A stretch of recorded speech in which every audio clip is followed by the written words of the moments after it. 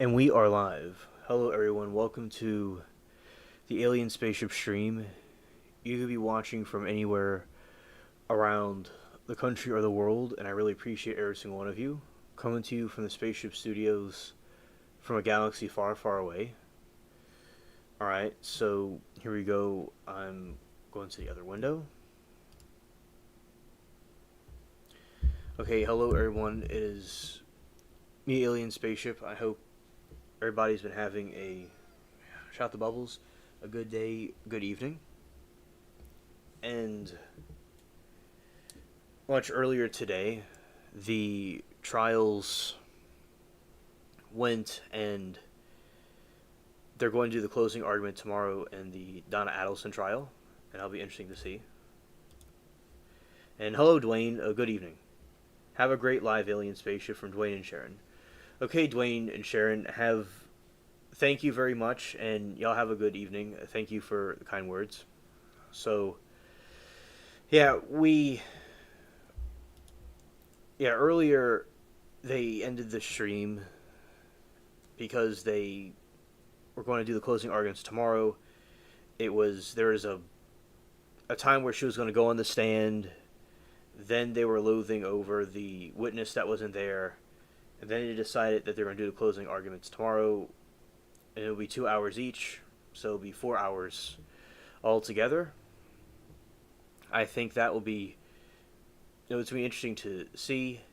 I think, in my opinion, she's guilty. But we'll see, because a lot of times a jury can say somebody's guilty, not guilty, and they're guilty, or you think they're guilty, but they come out innocent. It just depends on the situation with how the jury works. Oh, good to see you, Bubbles. Welcome. All right, here we go.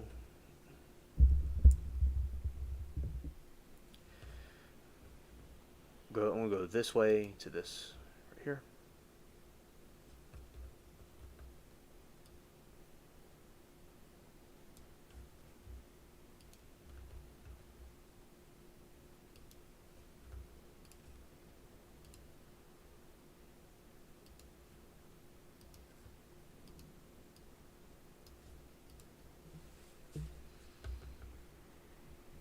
All right, shout out to the Spaceship Cats. You agree that it's guilty? Yeah. It's a guilty verdict. Yeah, because it's really insane to see how she like, I was talking to GSI and the other chat about, and also here too, the defendant could have seen her. Oh, hello, E-Frog. Welcome. Good to see you, buddy. Hope you've been having a good day. So I'm talking about a trial that my friends and I were watching earlier. So, yeah, she could have seen her grandkids, possibly gone and driven there. She could have gone to could have waited until they're older. I mean, people want to see their family, I understand that, but just deleting the guy does not make any sense. And having these hitmen and another accomplice contribute to this destruction of the guy, is her son-in-law rather, is not good at all to Markle. And the attorney, he seems desperate, but he doesn't really have a lot to work with, in my opinion. But she certainly was linked to these crimes, seeing a different defense testimony, and yet usually, like what Capri Law said, it's usually not advisable for a defendant to go on the stand, usually. Yeah, it's very interesting. And there was all these different witnesses and different family members and people in law enforcement testifying, and different forensic analysis and attorneys and stuff that came on the stand. And the judge is very nice. He seems serious, but he seems reasonable, in my opinion. Others may disagree. And they're going to be resuming it tomorrow. If she just seems guilty the way she looks, that's also a factor. Oh, okay, Dwayne. Understood. Because a lot of times you'll see them looking kind of nervous, or they seem like they're guilty. That's what she seems like. It's a Jewish family, so it seems like that played some role in that for some reason. And they're talking about their Jewish religion, stuff like that. That had to do with it. I'll give you like a summary of what the trial is about from this as well, besides me also talking about it. Okay.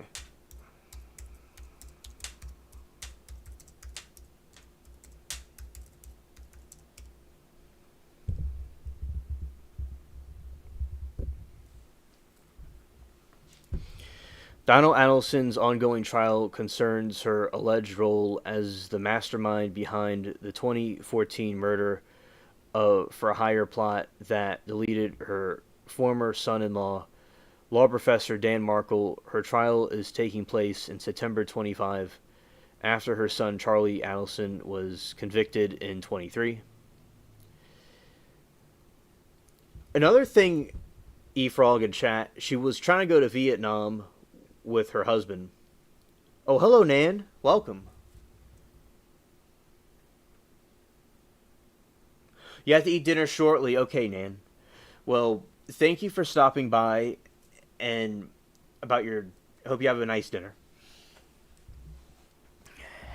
Now, something that I thought was interesting with them going to Nam, the E-Frog in chat, the interesting thing about this is that over there, they don't have they have an asylum thing with the United States where they will not extradite a person to the United States. They don't have an agreement with the United States to do that. So it's thought the reason why they were going to Nam all of a sudden was they're trying to go to Vietnam where they would not be extradited back to the United States. Similar like Edward Snowden in Russia. Like there's certain countries that have agreements with the United States to extradite people that are trying to seek asylum for criminal activity. So they're trying to go over there to, at their older age, this couple, for no reason, after all this controversial stuff happens, and just for her defense, let's say for her defense, maybe she was paranoid she would be convicted of something that she didn't do. Just, I believe she did it, but just so from what her defense would argue, could say, although they already done all this because the trial is pretty much over with, but that she was going over there, maybe she was concerned something would happen, but their main narrative is that they're going on vacation just for no reason. That was the defense that the attorney gave, that for no reason they just decided to go to Vietnam. After all of this controversy with her son being convicted and the two other assassins and the third person that's a mediator being convicted, she just was like, you know what? We're, 65 plus years old. Let's go to Nam. This hot tropical jungle in this foreign country. Let's just go there. Why not? So it's just kind of random. Yeah. Now, I would say, hey, if it is true she was trying to go over there, maybe she was paranoid that there would be a bias against her in this case where she was not involved in it directly, but these other people were. Maybe she was out of paranoia, or what their defense was saying, that she just wanted a vacation. See, that's not really a good defense. Another defense either defense probably wouldn't work, and there's people that could come up with something better, because that's what it has to do with these with law stuff. There's people that are actually innocent, all right, that could get out of a situation that really didn't do anything. And it's good we have that. If any of us, God forbid, were convicted of something or accused of something, we could be proved innocent. But of course, unfortunately, that doesn't always work out. But most of the time, in my opinion, if someone's innocent, they should be fine with going through a trial, in my opinion.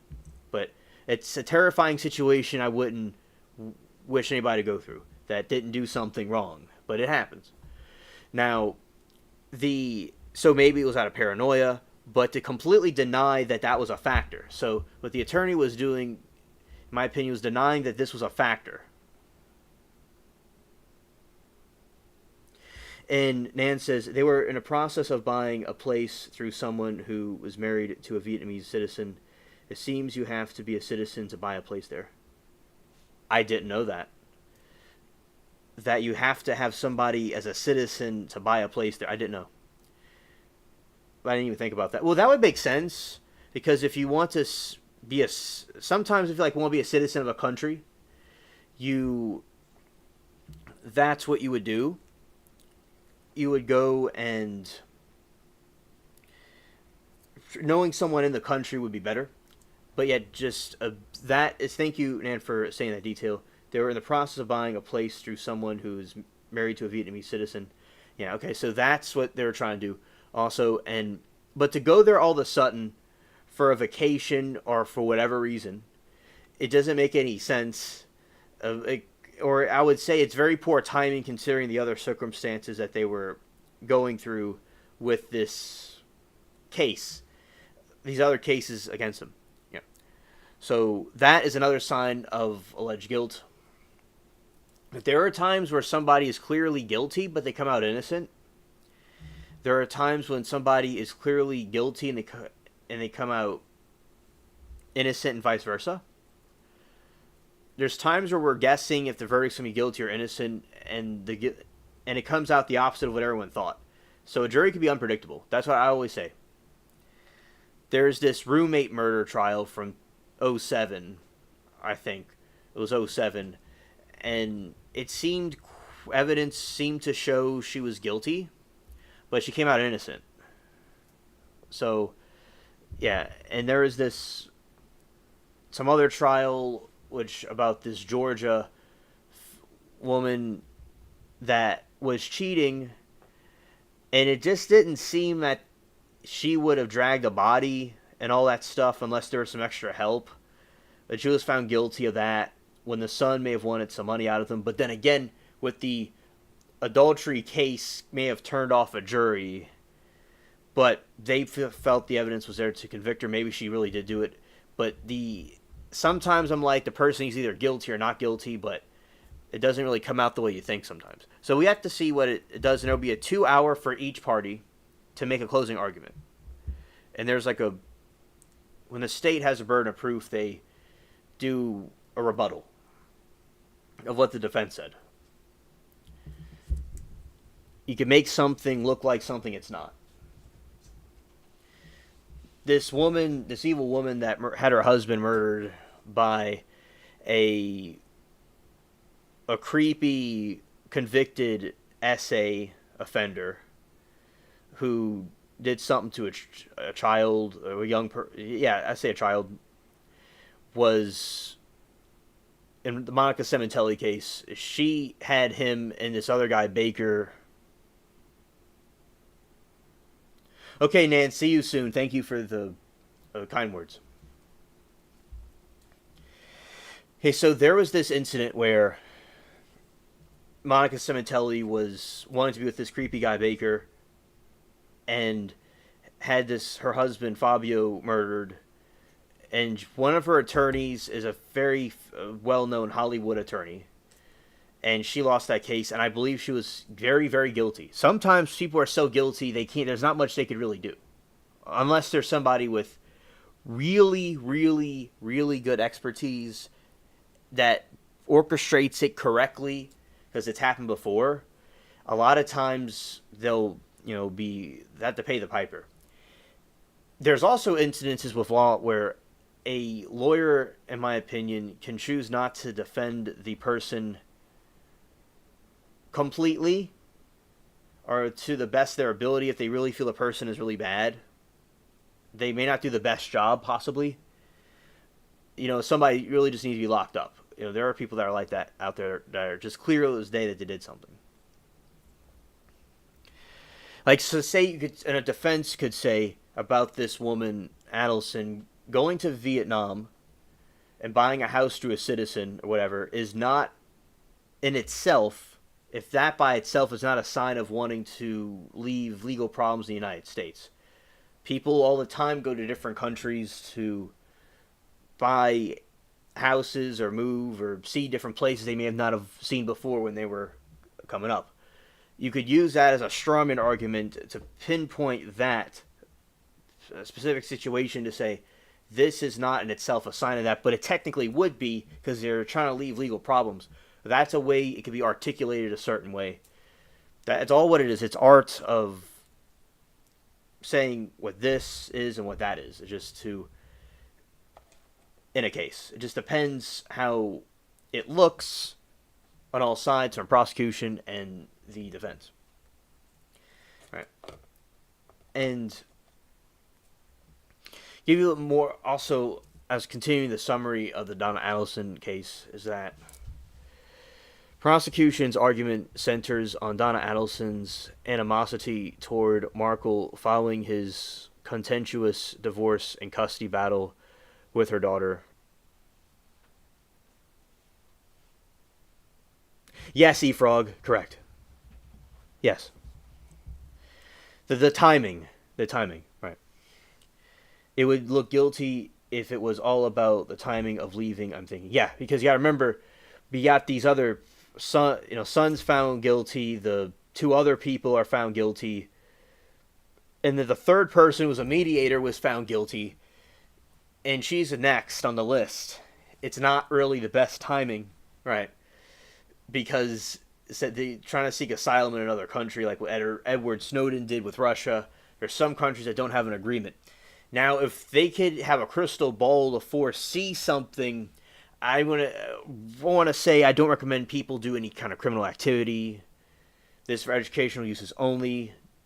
No one should be doing this or avoiding the law. But if somebody could foresee through a crystal ball, right after the event occurs, before anybody finds out, go the Vietnam thing before that, and they would have been already away, or something like that where it wouldn't connect them with the timing. So you see, a factor here is the timing. So if they were able to manipulate the timing in their favor, then they either wouldn't be able to get caught, being brought back to the United States, or they wouldn't be able to connect them to a crime, although they would still be seen as guilty. Like we see them now, the timing could have been done a certain way. But it's good that they didn't, because people that are doing evil things need to pay the piper, because we see all the time, E-Frog, a lot of accidents and riots and things like that. We see some wicked things and hear about a lot of calls that are messed up on SNS. But, so it's, a messed up world. So yeah, I'm glad that the person was put on trial, that, in my opinion, is guilty, because the timing's another thing about the timing. It's very deceptive, because it shows a lack of character and remorse or empathy for the action, because they're just concerned about getting away.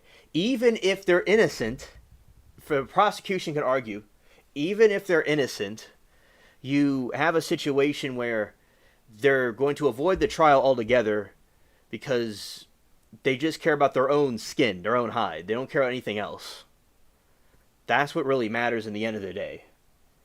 It's themselves. So that really would turn off a jury, in my opinion. But hey, maybe she'll be found innocent. These crazy stuff like that happens. So that is just a way of finding the truth. Because I like to find the truth, although I know how to argue through I've never been to law school, but I've learned quite a bit about it.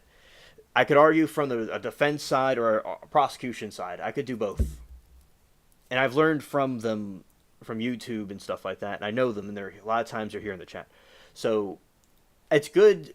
A lot of exercise is to see the defense perspective. A lot of times, like my friend Capri Law will go and show the defense's position, and people get triggered a lot. But it's good to see that perspective. But at the same time, if someone's clearly doing something bad, they should be locked up. So we have this, from both sides. I like to find the truth. That's my position. Although I can look at it from all kinds of different angles. And, yeah, so that's what I agree with you, E-Frog, about the situation as well. Yeah. It's a, somebody trying to steal from a cookie jar thing. It's like they're trying to steal from the cookie jar. The timing wasn't in their favor and they got caught.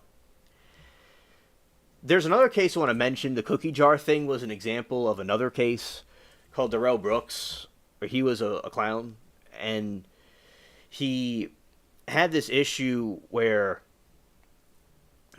he did this thing. he got a vehicle and he plowed through people on Christmas Day, and he seemed like he did not.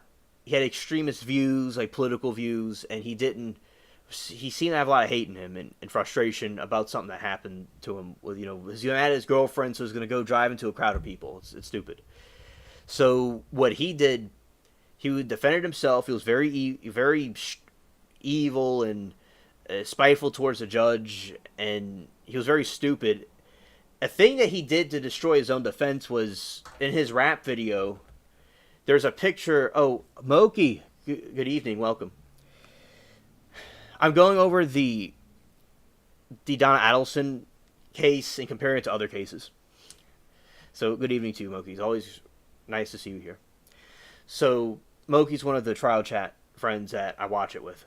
So with Darrell Brooks, he was talking about the vehicle in the background in his rap video, which was the vehicle he used, and he mentioned it when he was for his defense. But the state, he opened the door for the state to talk about something else, about the vehicle, and he was angry. He said, "What kind of judge are you? What kind of people are you?" But his defense agreed before that that they would not mention the vehicle in the background if it's not mentioned. But he fired his attorneys and he did his own defense, so he just made himself look really stupid. And there's, like, say if somebody is guilty of, like the cookie jar. Someone's guilty of taking cookies from the cookie jar. And there's a trial about stealing candy from the Halloween bucket that was for someone else. They would not be held accountable for the cookie jar incident. It's irrelevant, unless it's brought up. And he didn't know that concept, so he screwed himself over. And he was his own worst enemy, but he blamed everyone else around him. And he was found guilty. And then for some other hearing, or an appeal hearing, he had his defense team. Then he fired his defense that same day.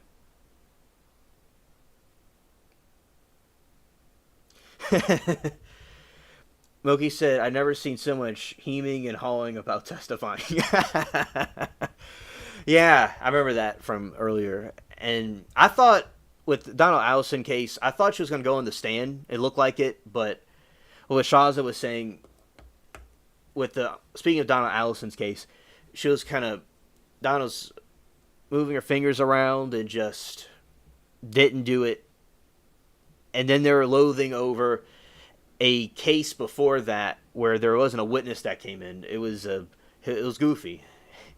And I was talking to E-Frog about the Vietnam example, how she was trying to go to Vietnam all of a sudden and, to avoid prosecution by the United States, and she was caught at the airport before she could board the plane. And saying it from two different positions, from a defense and a prosecution position, and it's basically a sign of selfishness and guilt, or if she wasn't guilty, a sign of saving her own hide, and that's all she would care about. It's like she's so concerned about seeing her grandkids. She's going to go over to the other side of the world. It's like they only care about themselves a lot. Now, a strawman argument would be that going to Vietnam for no reason in itself isn't a sign of anything, but technically if you add the other factors, it would because of the timing. Yeah. So, and for some reason, she was Jewish. She is Jewish, and that was being talked about throughout the trial. And it has to do with something with that for some reason, so that was brought up, another factor in the trial. And I just think the bottom line is, whatever race or religion you are, if someone is just nuts and they're going to have the son-in-law deleted, they're going to do that. It's irrelevant. But it's not irrelevant in a broader sense because it had to do with it for some reason. But it was, in the case, you have, the person was crazy to have all that set up, and they're all being prosecuted, being convicted. It's like a domino effect, and she was a domino that was about to fall. Scared. And to continue with the summary about the case, was that prosecution's argument centers on Donna Adelson's animosity toward Markle following his contentious divorce and custody battle with her daughter, Wendy Adelson.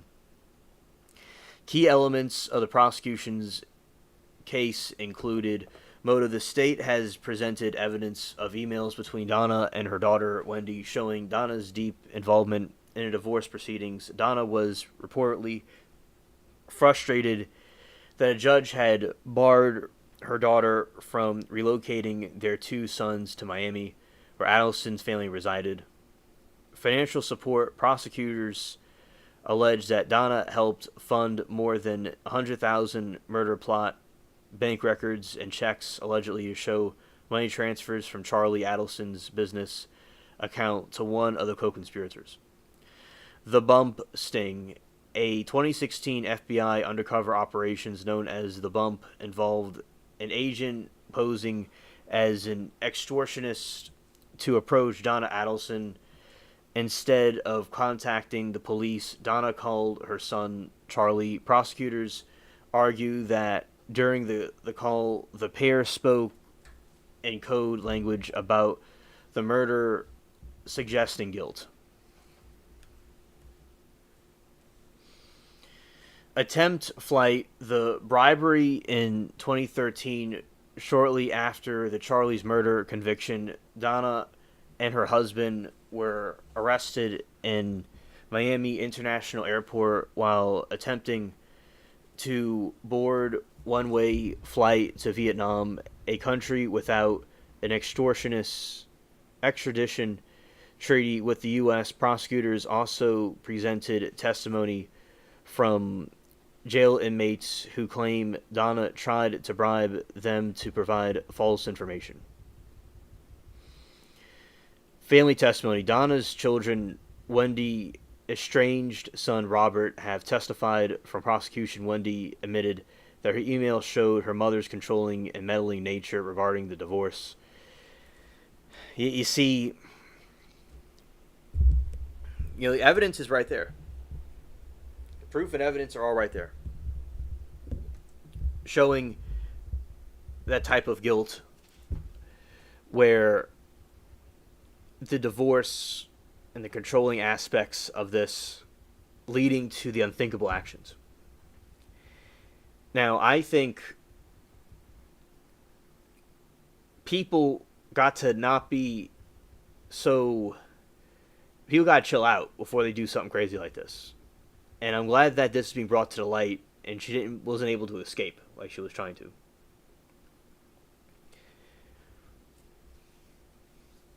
The defense's case. The defense has attempted to cast doubt on the prosecution's evidence and characterization of events, arguing there is no direct evidence tying Donna to the murder. Countering the motive, the defense called witnesses, including Wendy Adelson's former divorce attorney, to downplay the bitterness of the divorce. These witnesses described the proceedings as routine and run-of-the-mill, in contrast to the prosecution's assertion that it was a bitter custody battle.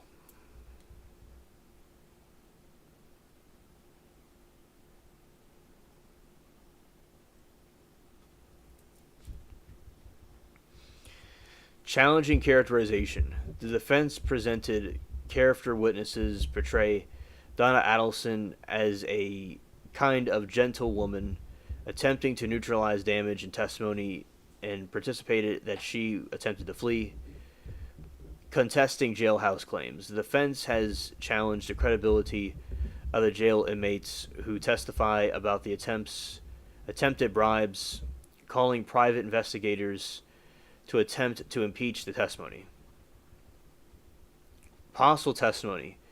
There is speculation about whether Donna Adelson will take the stand in her own defense. However, this could forfeit the certain avenues for appeal.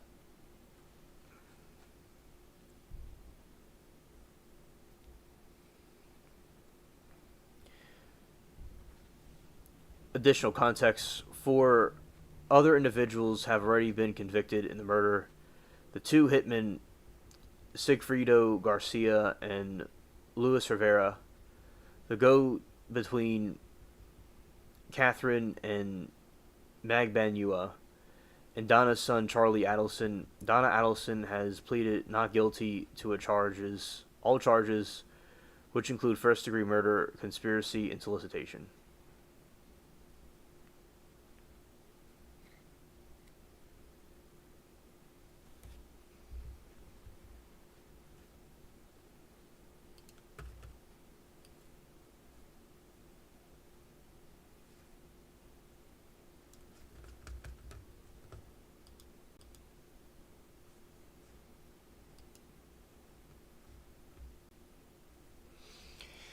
All right, and what coded language did Donna and Charlie use in the bump sting call?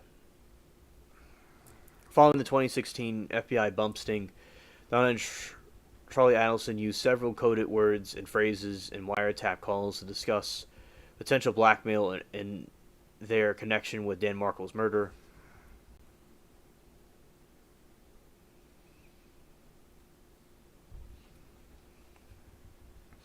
The TV prosecutors alleged that when an undercover FBI agent approached Donna with an extortion demand related to the murder, she and Charlie discussed the encounter using TV as code word for murder plot itself. During the call, Donna described extortionists as talking about a TV that was probably about 5. The connection. At Charlie's trial, prosecutors reminded the jury that Charlie once joked about getting his sister a TV for her divorce instead of having him deleted, and that a TV repair was used as part of Wendy's alibi on the day of the murder.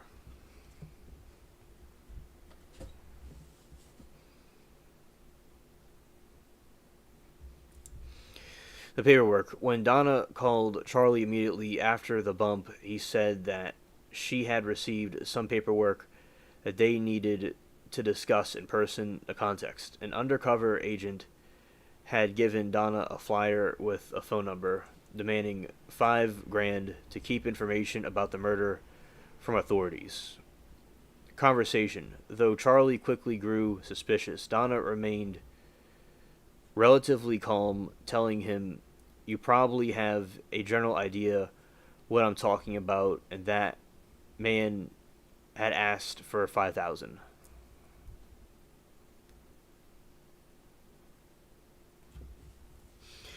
Birthday present. The wiretapped calls also include an exchange between Donna and Charlie about a birthday present for the husband, Harvey Adelson. Prosecution's argument. Prosecutors allege this was a coded reference to discussing payments tied to the murder.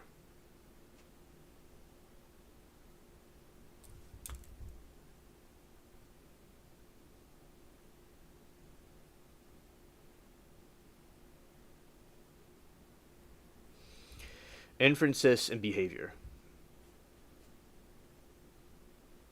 In addition, the coded language, the prosecution highlighted Donna's actions during and after the sting. Calling Charlie, not the police, Donna immediately called Charlie after the encounter instead of contacting law enforcement, which prosecutors argue show her awareness of the conspiracy, suspicious of surveillance. During their recorded calls, Charlie explicitly advised his mother, "Obviously, don't talk about things in the apartment or any place," indicating they believed their conversations were not secure.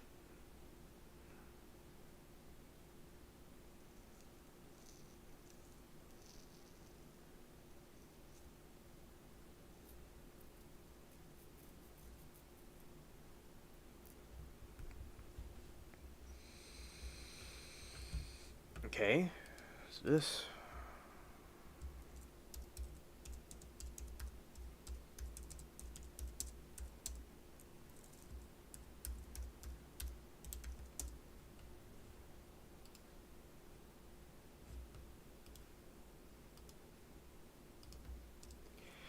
Earlier today, around 7 in the morning, I was up. The power went out, and I found out later there's an apartment or something like that, a couple blocks from me that caught on fire, and we're all part of the same electrical grid, and that's why it went out.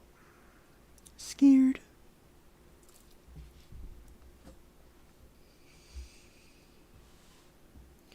Day 8, Adelson trial on September 3 ended with defense resting its case after Donna Adelson informed the court that she would not be testifying. This decision followed a lengthy back and forth between Adelson and her legal team, with the judge granting a series of short delays before insisting she make a choice.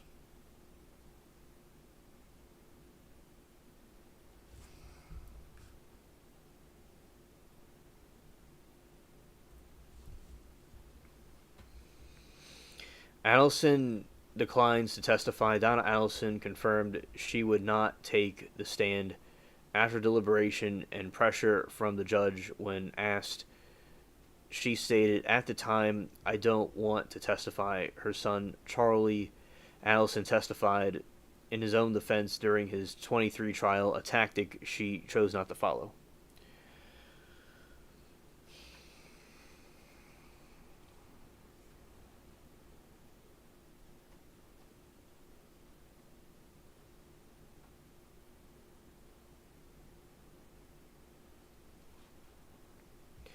There was going to see if she was going to testify or not. It was not really certain, but eventually it came to the point where she did not testify, but we weren't really too sure. Scared. Or I wasn't. Scared. Defense rests its case. After Adelson's decision, her defense team formally rested. Closing arguments were scheduled for the following day. Arguments over admitting evidence. The defense asked to admit Donna Adelson's complete 2014 and 2013 planners into evidence, arguing that prosecution had presented specific procedural pages. The state objected, and the judge sided with prosecution, deeming the other entries irrelevant.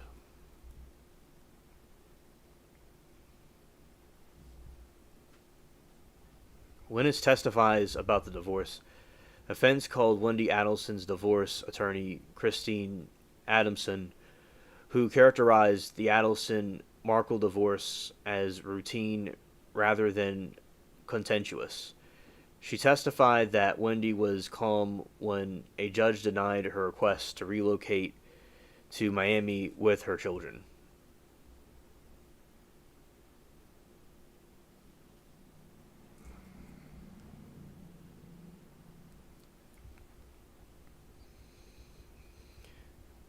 Conflict with the judge throughout the day. Judge Stephen Everett expressed frustration with the defense.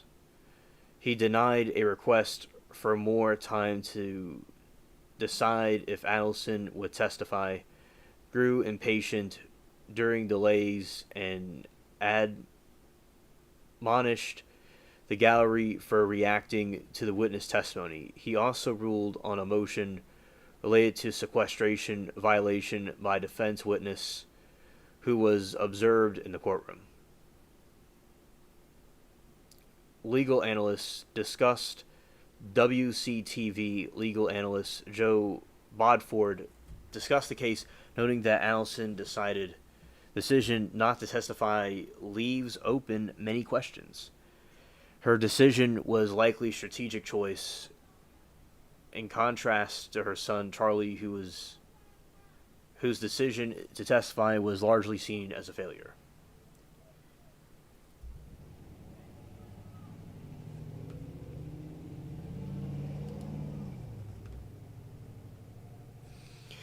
Give you some context about this. Why might a defendant choose not to testify?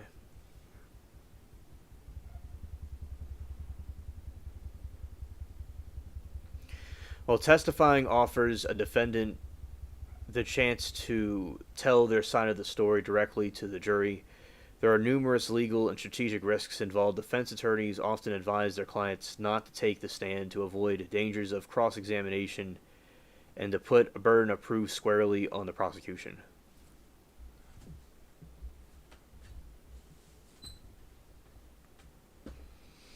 Fifth Amendment. The Fifth Amendment a U.S. Constitution guarantees the defendant the right against self-incrimination.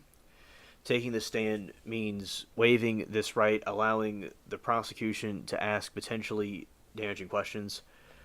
Burden of proof. The prosecution bears the burden of proof proving a defendant's guilt. Beyond a reasonable doubt, a defendant who does not testify forces the jury to evaluate the strength of the prosecution's case alone without introducing any new or potentially unfavorable information from the defense.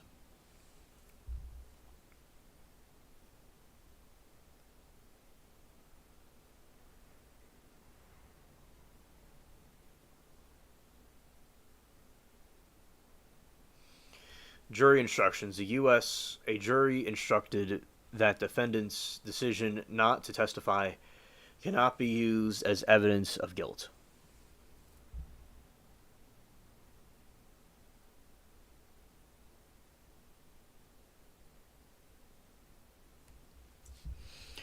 Risk of cross-examination. Once a defendant testifies, they are subject to cross-examination of the prosecutor, which presents several risks.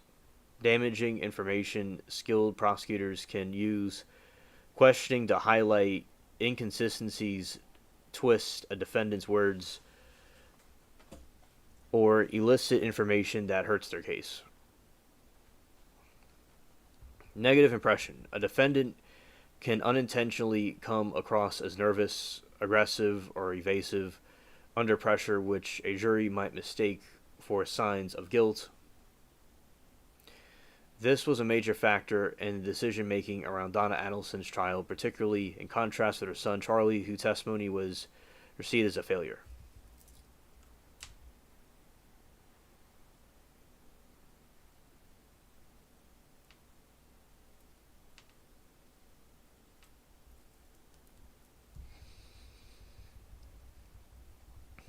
Introduction of prior crimes. Some cases, a defendant's criminal record could be introduced to impeach their credibility if they testify.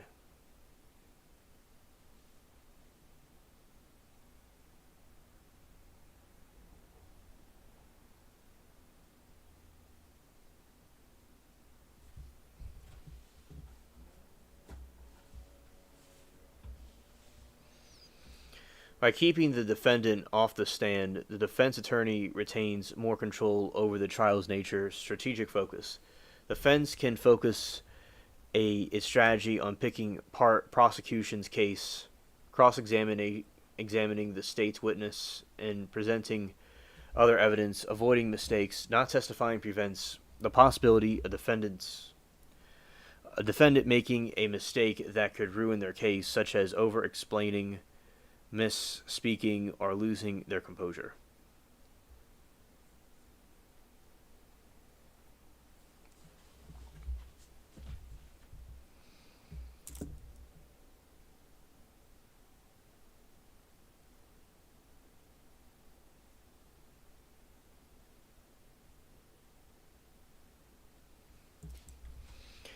The defendant's demeanor.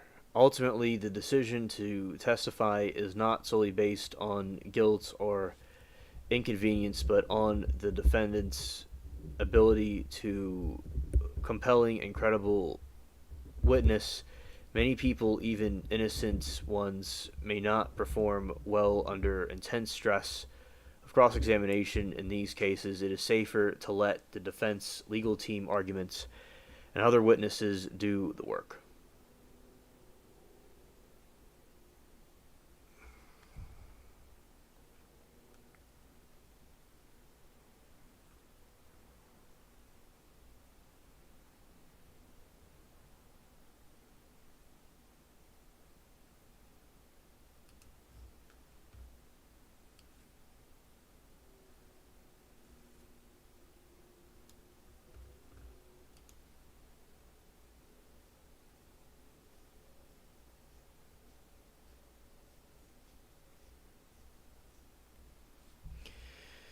If a defendant chooses to testify, they undergo both direct examination in their own attorneys and cross-examination by the prosecutor. These two processes serve fundamentally different purposes and follow distinctive rules. Purpose: direct examination. The defense attorney's goal is to allow the defendant to present their version of events, establish their credibility, and build a positive narrative for the jury. The atmosphere is greatly cooperative and supportive. Cross-examination. The prosecutor's goal is to challenge the defendant's testimony, expose inconsistencies, and introduce doubts about their credibility. The tone is often adversarial and designed to put witnesses on the defensive.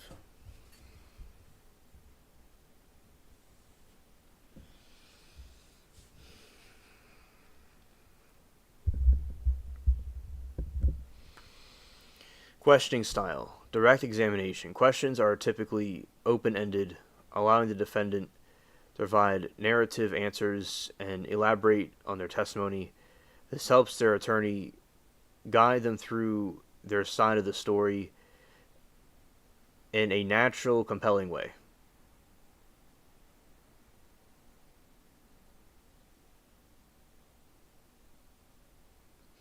Example: what happened on the evening of July 9th? Cross-examination. The prosecutor uses leading questions which suggest or contain the desired answer and are designed to elicit a simple yes or no response.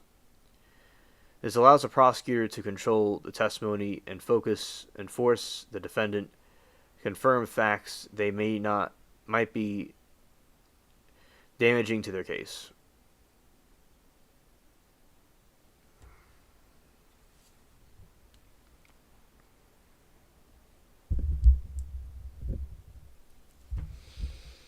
Example: isn't it true that you were at the Apollo Theater on July 9th from 8 p.m. to 10 p.m.? An example.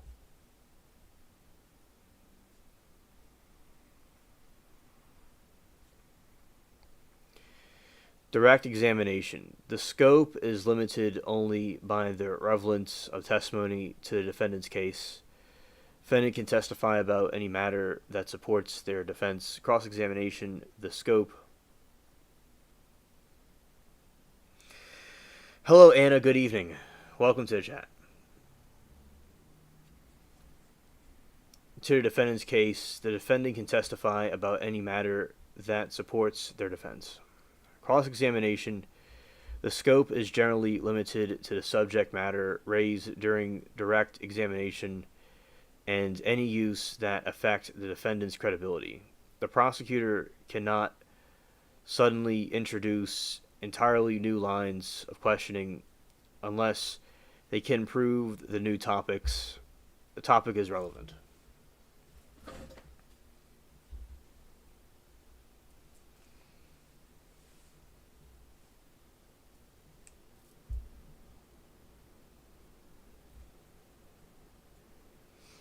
Anna says, hi, Alien and Moki.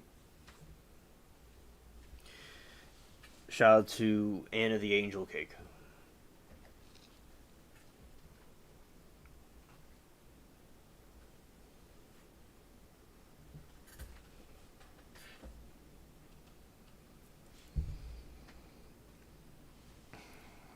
Direct examination. While generally low risk, a defendant can still make mistakes. Over the rehearsed testimony might appear disingenuous, and a nervous demeanor could undermine credibility. Cross-examination. The risks are high in the prosecution.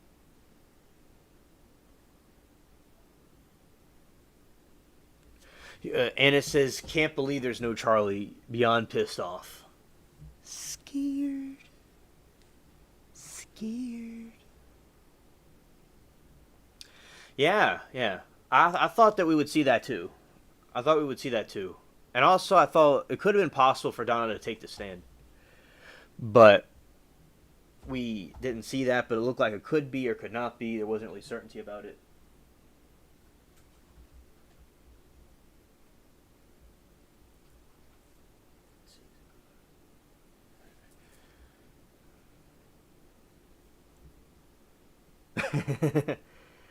Donna, what the F? Nothing to lose. Now, it's usually advisable for the defendant to not say what they to take the stand usually, but it just depends on the situation. Maybe sometimes it would help them. Capri law says usually it's not advisable.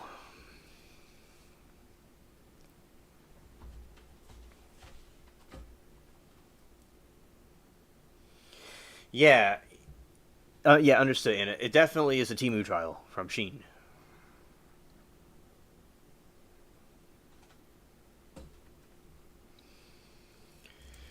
Cross-examination, the risks are high. The prosecutor can use opportunity to highlight inconsistencies between the defendant's trial and testimony in earlier statements.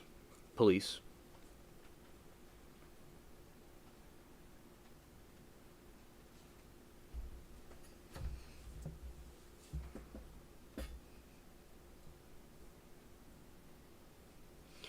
Bring up prior criminal convictions, including dishonesty, to attack the defendant's character and credibility.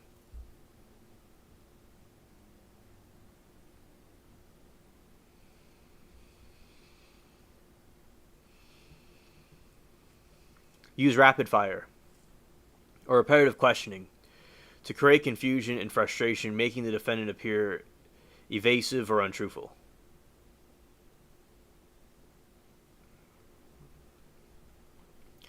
Ultimately, the decision to testify involves weighing the benefits of direct examination chance to influence the jury against the significant risks of cross-examination, the potential to create damaging evidence, a defendant who usually does not testify to avoid precarious cross-examination entirely.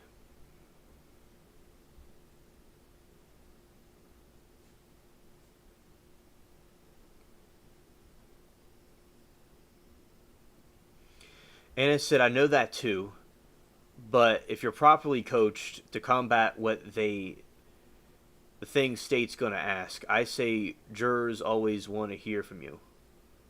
Okay, Anna, thank you for your perspective on that. Understood.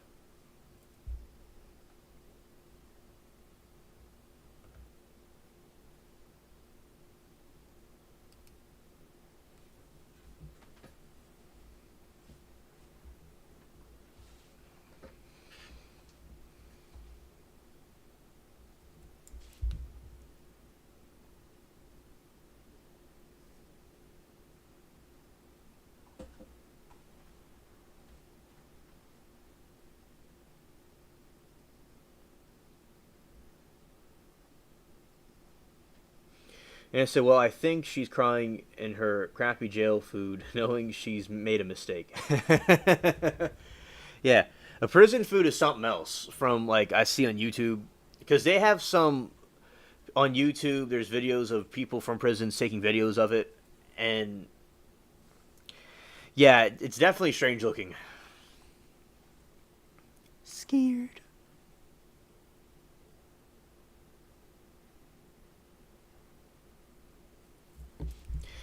Here are some of the most typical objections raised during a direct examination. During direct, the questioning attorneys is presenting a witness and wants the jury to their story, while opposing counsel seeks to block or minimize any inadmissible or improper testimony.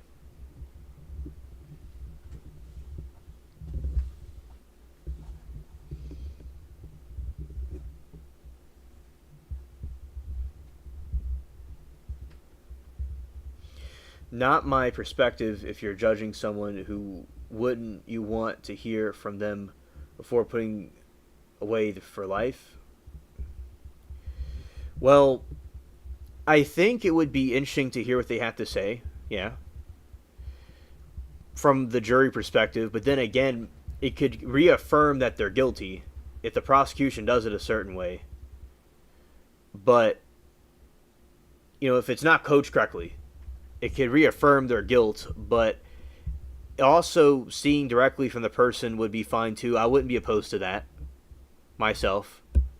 I personally wouldn't have a problem with it, but it's really from the defense's perspective that the client being put on the stand, it usually, like, it wouldn't help their case. It depends on the situation, Anna. It depends on the situation, and if they're coached properly. Like, I will say it depends. Like, I would, as a juror, would like to see that. Now, if their defense thinks it would hurt their case, then maybe not.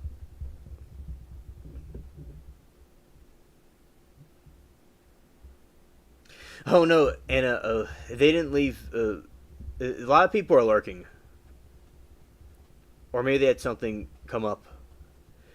But yeah, I would like you to stay if you're not bothering the chat. Scared. All right. Leading. The most common objection during the direct examination, a leading question suggests the answer within the question itself. The red car ran, stop sign didn't it? Calls for a narrative. The question is so broad that it invites the witness to tell a long, unstructured story rather than providing a specific fact-based answer. This can allow a witness to introduce improper information without being promoted. Example, tell us what you did that day.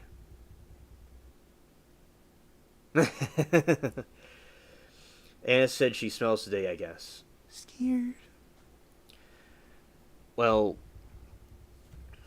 I know that the one that actually smells is Monica Cementelli. That's who really smells. And maybe there is a skunk that in chat somewhere, but it wasn't you. And maybe they went away because of that. And they don't know where it came from. Maybe there was like a Timu skunk that came around, a cyber skunk. But it wasn't you, though. Or any of the other angels in the spaceship. Example, tell us what you did that day. Vague or ambiguous. The question is unclear or lacks sufficient details, making it difficult for a witness to provide meaningful answers. Example, when did you see it happen? Assumes facts, not evidence. The question assumes that something is true for which no evidence has not been presented. Example, after you saw the defendant steal the car, what did you do? Assuming the car was never established. Lack of foundation. A questioning attorney has not yet established background circumstances showing how the witness had personal knowledge to answer this question. Example, what did you see at the Broadway dinner? Without first asking if the witness was there. Relevance. The question asks for information that is not pertinent the facts of the case. What was the victim's favorite color? Objection to the answer. Hearsay. The witness repeats and out of the court system provide the truth of the matter asserted. This objection prevents the jury from considering a statement made by someone not present in the court and unable to be cross-examined.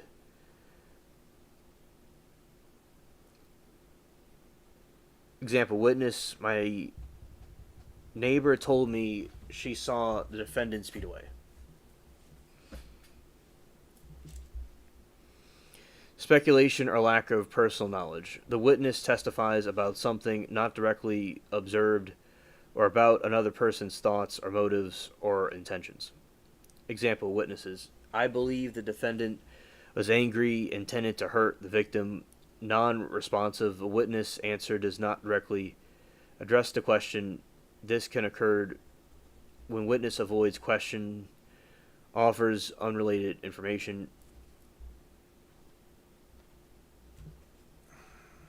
Example, attorney, did you stop at the stop sign? Witness, I had nothing to do with this. Narrative, similar to the objection.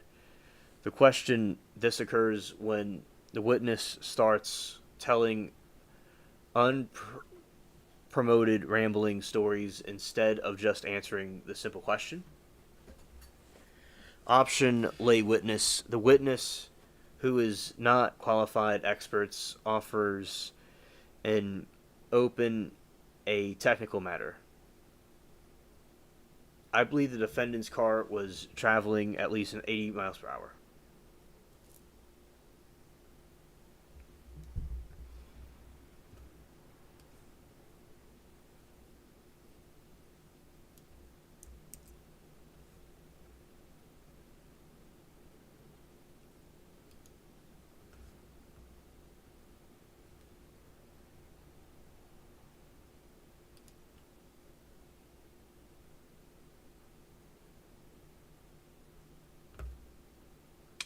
All right. So that is just some legal stuff about how this stuff works. Going on the Donna Adelson trial. In my opinion, I think Donna Adelson is guilty. My view about it. Let's see.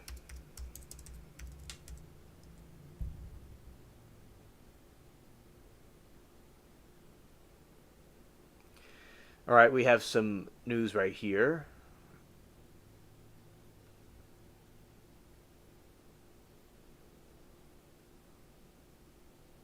Oh, interesting. I'm just seeing this right now. House members push for Epstein files. Trump says New Orleans could see federal crime crackdown. Well, that's good. Scared.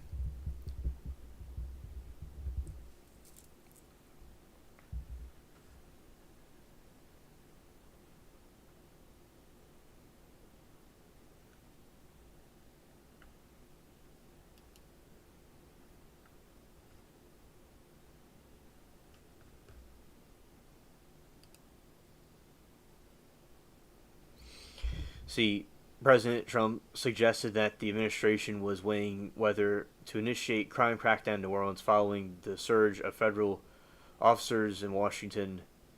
Bill Cassidy, Goff, both welcomed Trump's suggestion.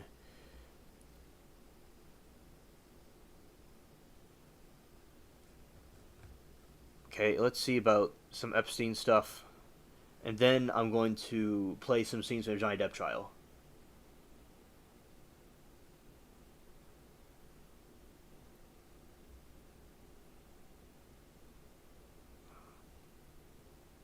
I know, right, Anna? It's basically it doesn't seem to it didn't seem to help it. No. She thinks Anna the reason why she didn't take the stand, she thinks that when her son took the stand, it was a failure. So she thought she would be better off not taking the stand. It would help her case. That's why I shouldn't take it. And yeah, I don't even know if that was really helpful at all. If anything, it could have hindered it.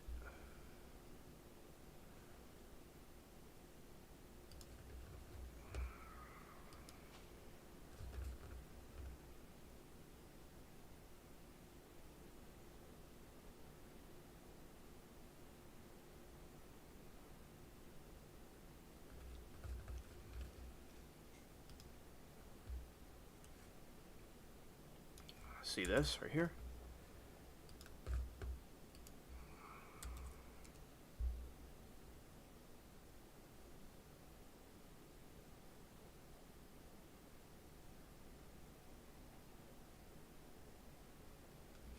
The defense team's strategy is more nuanced. The lawyers in question were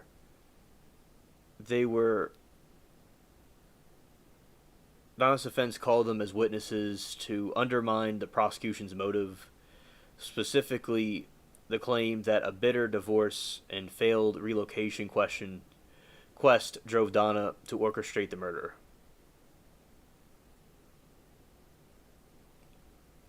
Challenging the bitter divorce narrative. Prosecution.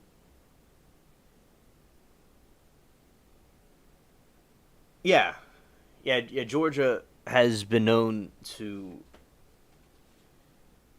Yeah, exactly.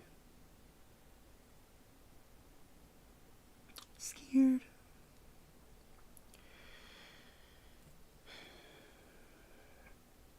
Challenging the bitter divorce narrative, the prosecution has long maintained that Wendy and Dan's bitter, contentious custody battle and a denied request for Wendy to relocate to Miami were the root motive for the murder.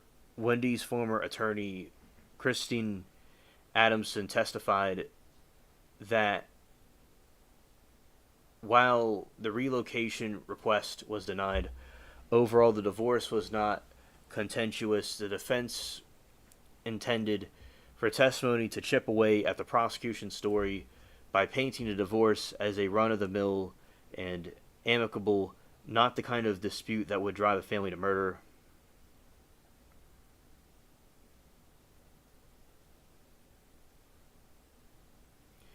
Presenting alternative timeline, Adamson drew drew a distinction between the initial divorce proceedings, which she characterized as routine, and later more hostile post-divorce filings by Dan Markel. This was intended to reframe the narrative by suggesting that if there was any real friction in peak later, not during the period prosecutors alleged the family was more furious.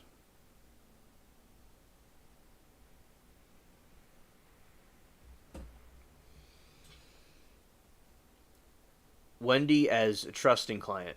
During cross-examination, prosecutor Sarah Catherine Douglas asked if Adamson was aware of Wendy running the case, pleadings by her mother for editing. Adamson responded that Wendy was a good, trusting client who rarely provided input on what she wanted done. Denying that she saw evidence of Donna meddling in case filings, this was meant to counter prosecution's narrative of an overbearing Donna pulling strings from the sidelines.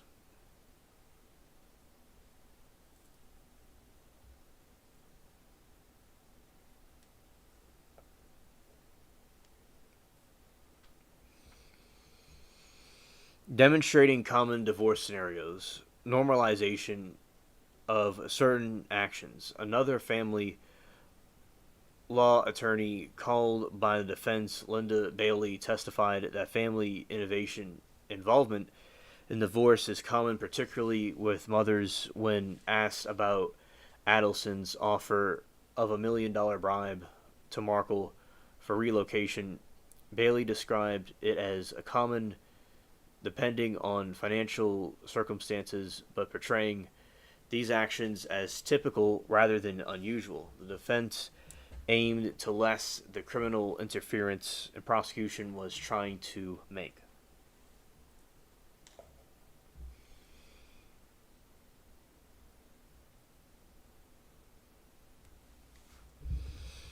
Prosecution has tried to blunt the impact of the testimony. The motive evolved during cross-examination.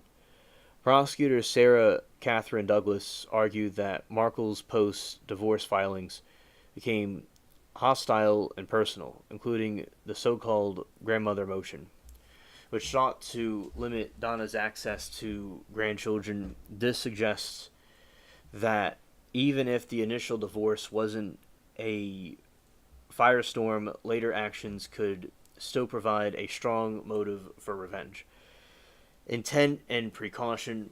The prosecution also noted that what may seem like a routine divorce to an attorney could still feel deeply painful and contentious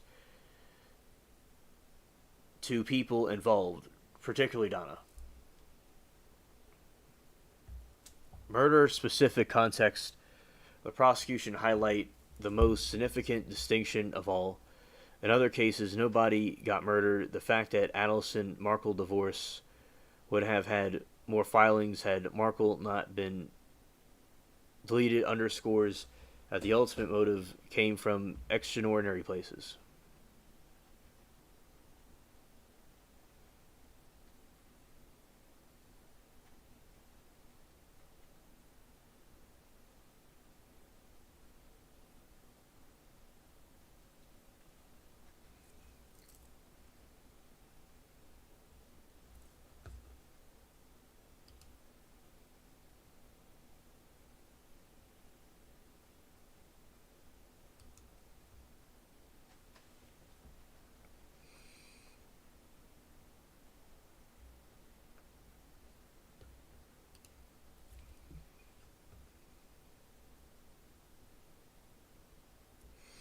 Epstein survivors join with lawmakers in the calling for a full release of the government files.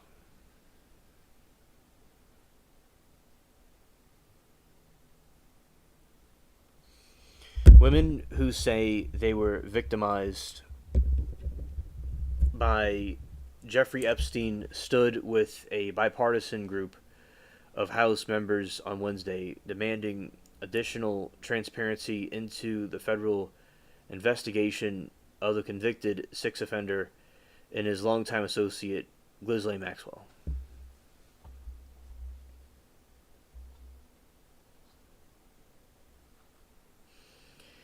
In an emotional press conference outside the U.S. Capitol, the Epstein survivors voiced support for an effort led by Reps. Ro Kahana D. California and Thomas Macy R. Kentucky to force a House vote that would require the Justice Department to release its records in full, with redactions to protect information about victims in ongoing investigations.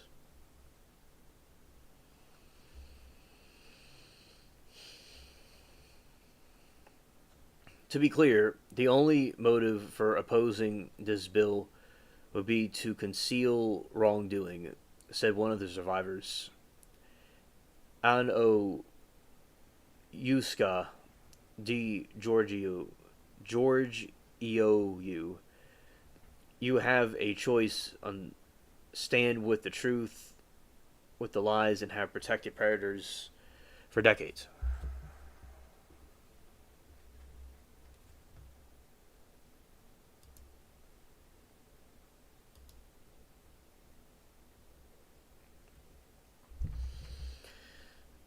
D. George has said she was abused by Epstein when she was just a teenager. She was one of the 8 survivors who spoke Wednesday, sharing painful memories of abuse they suffered with the emotional scars it left them with. Another woman, Marina Lacerdia, said she was speaking publicly for the first time, and she said she was 14 when she first met Epstein. Quote, they have documents with my name on them and that were confiscated from Jeffrey Epstein's house and could help me put the pieces of my own life back together, she said.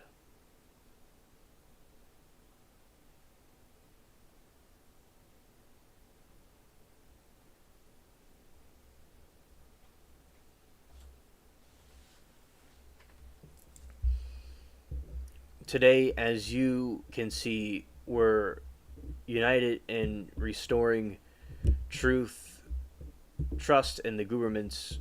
We're here not as partisans, we're here as patriots, Kahana said. Standing alongside the survivors, we begin to work bringing the country together, progressives, independents, moderates, and yes, MAGA supporters to demand truth and justice. Survivors spoke as lawmakers in Congress are confronting how much information from the government's investigation into Epstein should be made public. The House Oversight Committee has already subpoenaed the Justice Department for records relating to the investigation, and on Tuesday released an initial tranche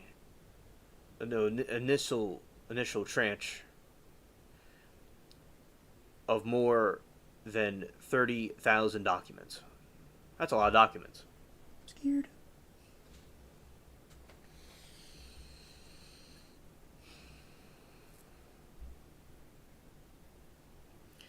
But the panel work has drawn criticism from Democrats as well as some Republicans, including Macy, who've expressed concerns that any information shared by the committee would be extensive enough. They're allowing DOJ to curate all information that DOJ is giving them. If you've looked at the pages they've released so far, they're heavily redacted. Some pages are entirely redacted, and 97% of this is already in public domain, Macy argued, with urging additional Republicans to support this effort. To get their plans passed, Macy and Kahana have turned to a rarely used legislative maneuver known as the discharge pension. This tool allows members of the force to force a vote, but they first have to gather 218 signatures from the House.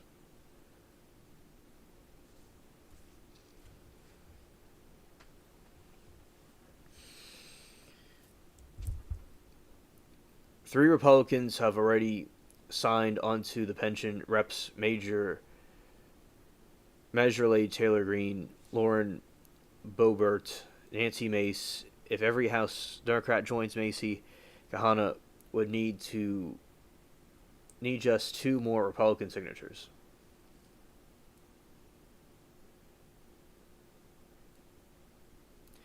In remarks, Greene, long known as the staunch Trump ally and conservative firebrand, expressed frustration over how the issue has divided the faction of the GOP in recent months. It's grieved me to watch the arguments that debates take place among my colleagues and even the administration, she said. I think this is something that is worth fighting for. The Epstein issue has caused a rare split between President Trump and many of his loyal supporters. On the campaign trail, Trump called for the release of more files, but the administration has faced blowback in recent weeks stemming from the DOJ's memo issued in July. There is no evidence that he possessed a client list.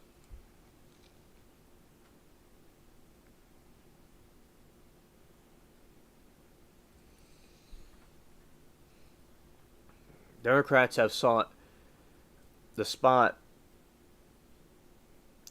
Trump's past friendships with Epstein, though Trump has repeatedly said their relationship ended before Epstein was indicted for soliciting prostitution in 2006. The relationship was highlighted during the press conference by Epstein survivor Shante Davis, who said Epstein surrounded himself with the most powerful leaders of our country and the world. The truth is, Epstein had a free pass. He bragged about his powerful friends, including our current President Trump. It was his biggest brag, actually, she said.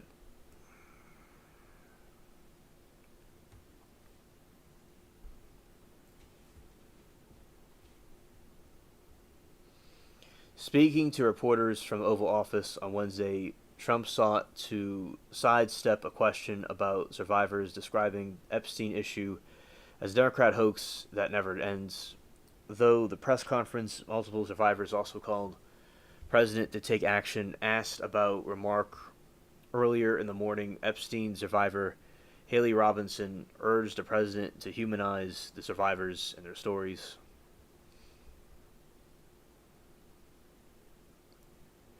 Mr. President Donald J. Trump, I am registered Republican and not matters because this is not political. However, I concordantly invite you to Capitol to meet person so you can understand this is not a hoax, she said. We are real human beings. This is real trauma. All right.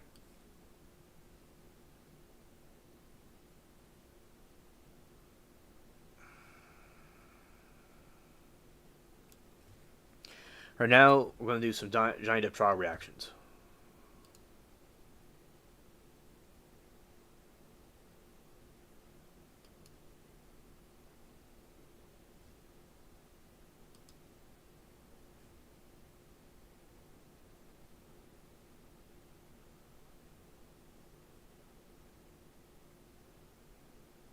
Let's see.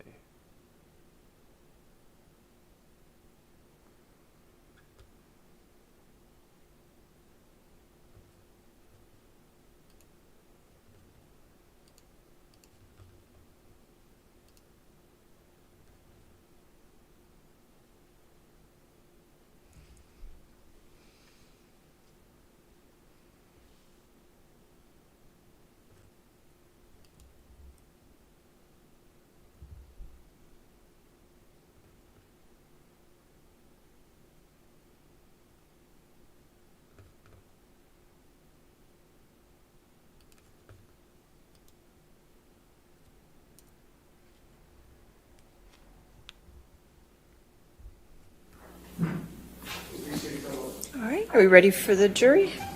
Yes, okay.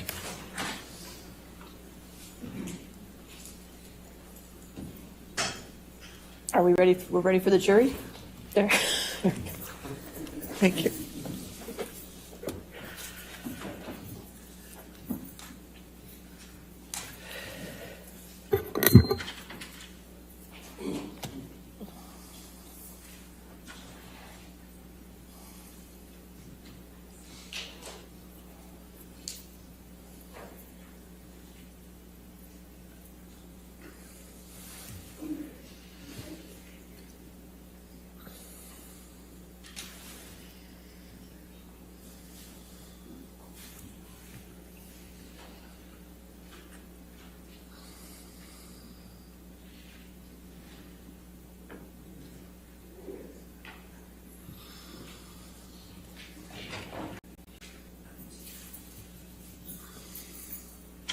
All right, thank you.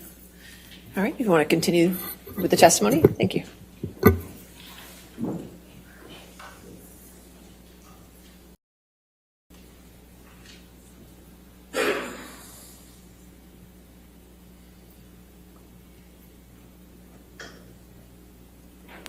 Where we were did calls for service, proactive, reactive arrest. After that, I was assigned to gang details where we focus and saturated in certain areas within our district on gang shootings and things of that nature. Then after that, I was assigned to gang units where I performed search warrants and things of that nature, worked with homicide, worked with special enforcement bureaus to combat a lot of the crime that was taking place in our area. Did it come to a point where your employment with the Los Angeles Sheriff's Department came to an end? It did. And how did that come about? I was in a couple of really bad traffic collisions, and during the course of duties, the County of Los Angeles issued what they call a medical retirement or discharge. And so I was kind of forced out based on my injuries. And after you left the Los Angeles Sheriff's Department, what did you do next? I was doing some private investigations, and I also was doing security, estate security at various residents and offices, and working with different executives on certain details. And when you were doing estate security, did you work with a certain clientele? I did. What type of clientele?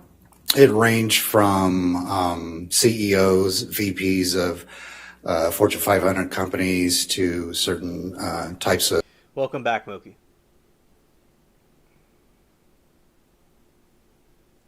of celebrities as well. How did you come to be employed by Mr. Depp? During the course of working estate security and the type of private security, you come in contact with a lot of other individuals and security companies. What we like to call networking. So when you network with a lot of individuals, they call you from time to time to ask you if you're available to work certain days, weeks, events, and things. This is a private security officer for Johnny Depp. And Sean Bett. That's his name. And Moki says, making a frozen pizza. Oh, nice. That's awesome. Things of that nature. So I was asked by an individual if I wanted to work the estate of Mr. Depp, and I, of course, said yes on a part-time basis at the time. And where is Mr. Depp's estate? It's in West Hollywood, or it borders West Hollywood in the city of LA. And approximately what year was that? That was at the end of either 2006 into the beginning of 2007, around that time.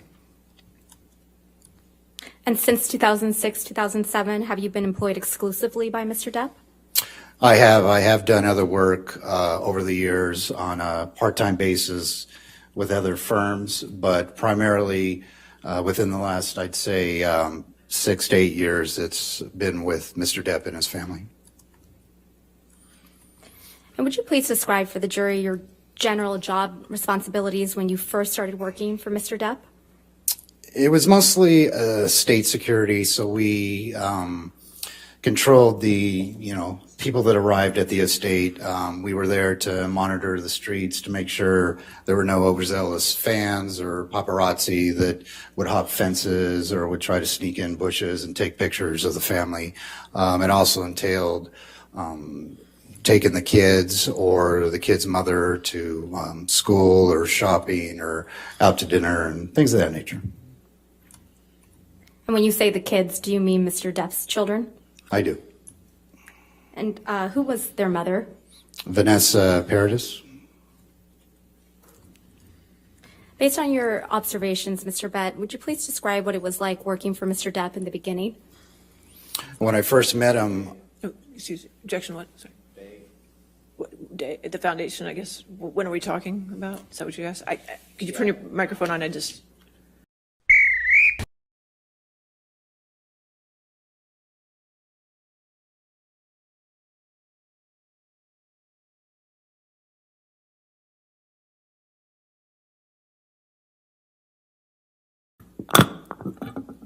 Vague foundation, Vague. also just relevance. All right. What was it like working for him? What's the relevance? The relevance is, Your Honor, just background, just to understand. I'll sustain the objection. We can move on. Okay.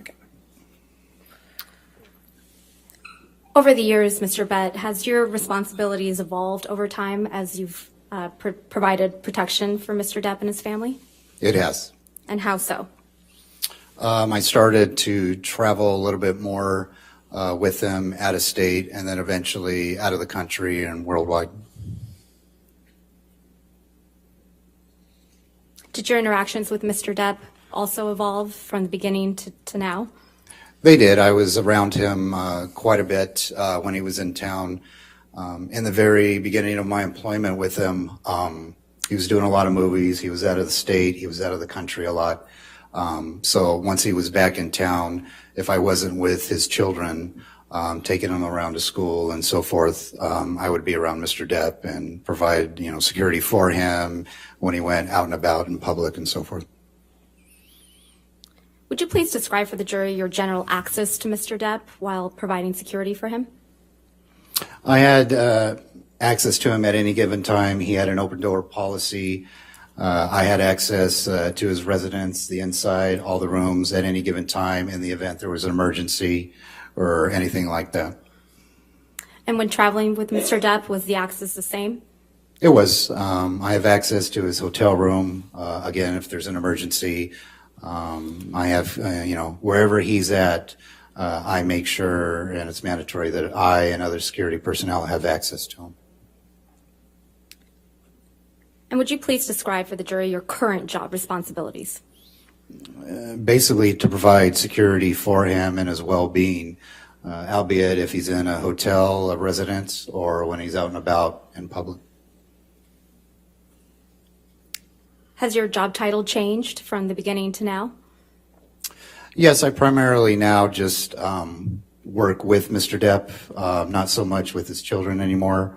So I guess you could say, for a term, when we're in the United States, I'm kind of his lead security guy. Are there other members of Mr. Depp's security team? There are. And would you please name some of those security members? That would be Malcolm Conley, who primarily does his European security, although he does come from the States from time to time. Leonard Damian, Mark Gibbs, Travis McGivern, Starling Jenkins. Who is Jerry Judge? Jerry Judge used to be his chief security individual. He was with them well over 20 years, I believe, and we lost him a few years ago to cancer. Over the course of your employment with Mr. Depp, have you seen him consume alcohol? I have. How frequently?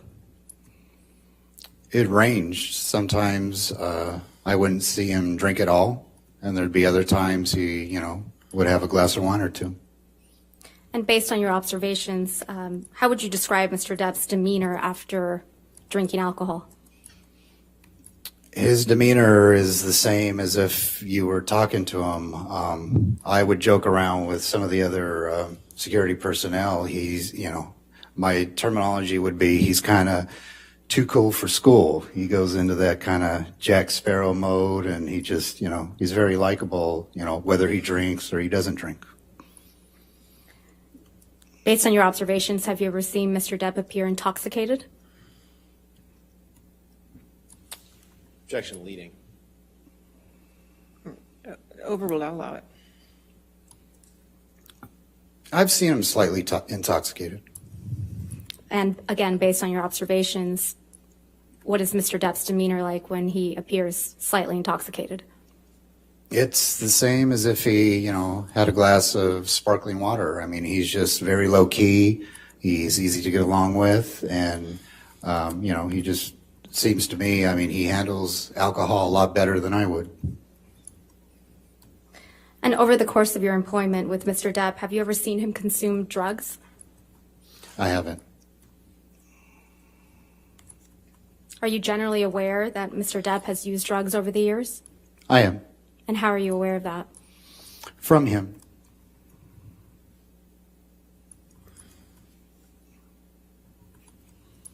Do you know who Miss Heard is? I do. Who is Miss Heard? She is Mr. Depp's ex-spouse. When did you first meet Miss Heard? It probably would have been around 2011, 12 maybe around 2010. It was some time ago. And how did you first meet her? She came over to his Hollywood estate. And would you please describe for the jury some of your early interactions with Miss Heard? She was very pleasant, very easy to get along with. She was almost as if she was a next door neighbor, just always had a smile to her face, and no issues at the time. And, I liked her a lot. In the early days of Mr. Depp and Miss Heard's relationship, did you have an opportunity to observe them together? I did.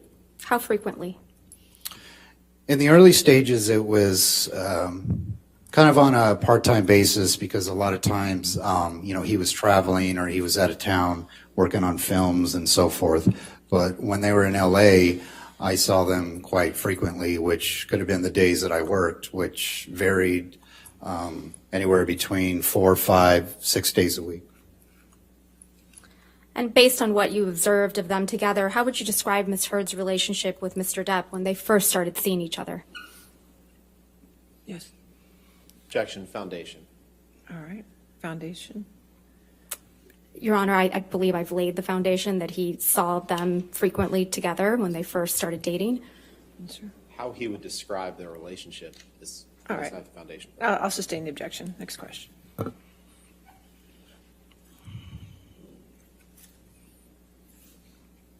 After Mr. Depp and Miss Heard started a romantic relationship, did you become familiar with any of Miss Heard's family or friends? I did. Which ones?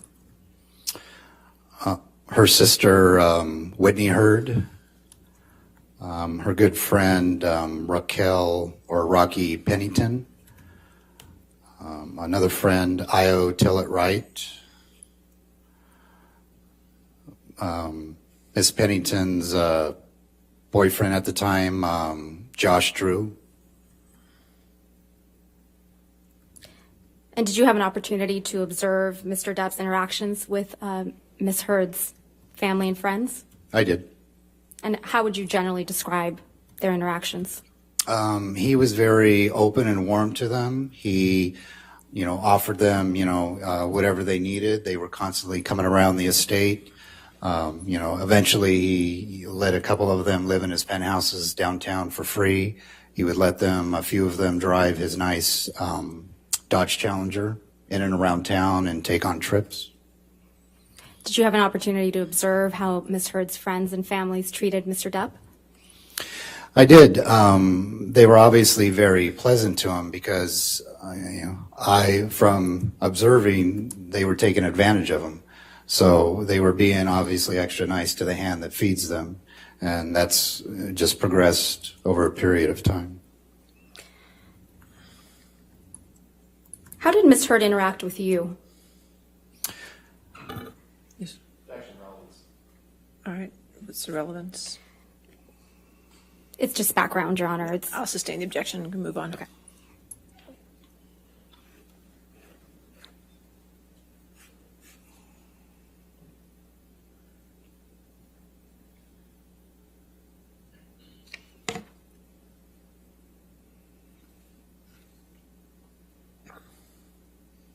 Were you ever present, Mr. Bett, for any conversations amongst Ms. Heard and her friends? I was. Can you describe any particular one that stands out to you? Objection, Your Honor. Leading calls for hearsay. All right. Well, to the extent, Your Honor, we're offering Ms. Heard's statements. It's not hearsay. All right. Well, if you can lay a foundation to that, let's see him go. Do you recall any specific instances, Mr. Bett, where you heard Ms. Heard say something to her friends? I do. Okay. Can you describe one of those situations? Yes. The first one, I was taking her from Mr. Depp's property to her apartment in the south end of the city that I believe Mr. Depp was paying for. She was sitting next to me in the vehicle. She was talking to a girlfriend or a friend where they were talking about another male. And she says to the girlfriend, whoever she was talking to, all men are idiots, you shouldn't trust that guy. And then she turned to me and she said, sorry, Sean, not you, I didn't mean that. And I just shrugged it off like it's not a big deal. Do you remember approximately when that conversation took place? I would say probably maybe 2012 or 13 perhaps even a little bit sooner than that. It was a long time ago. And over the years of Ms. Heard's and Mr. Depp's relationships, did you have an opportunity to observe how the relationship evolved? I did. And Well, I'll just see what the next question is. That's fine. did you notice any changes in the relationship between Mr. Depp and Ms. Heard? Objection, vague, foundation, relevance, and leading. All right. Well, I'll allow it if you could get a timeline set in there. Okay, thank you. Thank you, Your Honor. Did you notice any changes in the relationship between Mr. Depp and Ms. Heard after the initial stages of them beginning to engage in a romantic relationship? I did. And would you please describe those changes that you observed? Well, I noticed they went from being that loving, almost like high school couple where they were very giddy towards each other. He was very happy. She was very happy to, they started to argue. They started to argue periodically, and then the arguing started to progress more and more and more. And it was always taking place because, Ms. Heard would start this argument. Did you ever observe Ms. Heard drink alcohol? I did. How often? It just varied. There would be, some days when I was working that I would see her. There would be other days I didn't see her or she was out of town working. So it just really depended on when she was around. And when she was around, for the most part, she was drinking. Sometimes I'd see a glass in her hand and sometimes I'd see her, have 2 glasses if I was in the presence of her and Mr. Depp, obviously. Based on your observations, did it ever appear that Ms. Heard was intoxicated? There were times when I went into the penthouse or we were at the Hollywood estate and, based on my training experience in law enforcement, I could tell she Objection, Your was, Honor. slightly intoxicated. Excuse me. That's kind of getting into the realm of expert testimony. He's not a designated expert. Perhaps we can have him answer the question without any citing to any experience in law enforcement, Mr. Bett? I'll just sustain the objection. Let's go to the next question. Okay, understood. Do you recall observing any arguments between Mr. Depp and Ms. Heard? Several.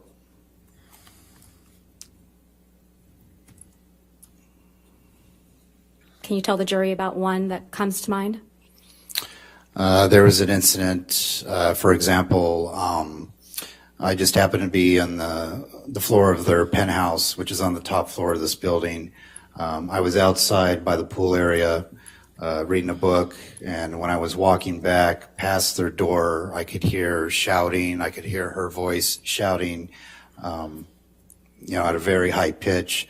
So I didn't rush in right away or anything. I just kind of stood by the door.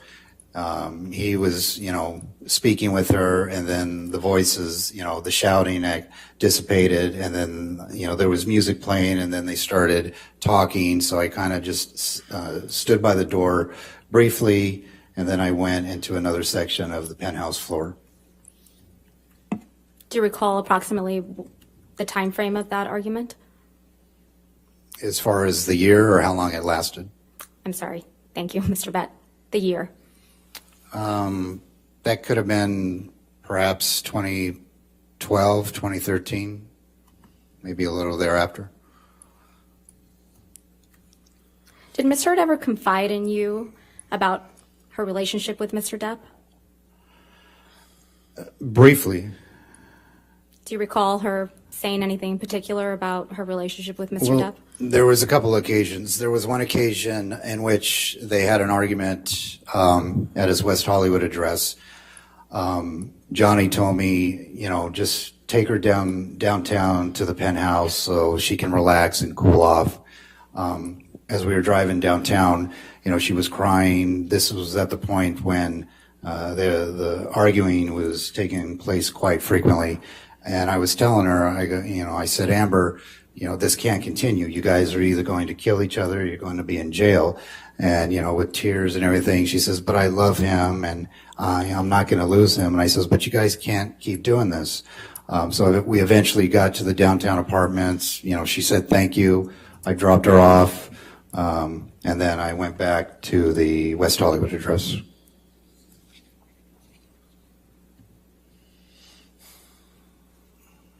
What did you mean by, this can't continue when you told Ms. Heard that? The constant arguing and bickering and so forth, because as I said, it was slowly progressing and, it was just going to turn out bad eventually.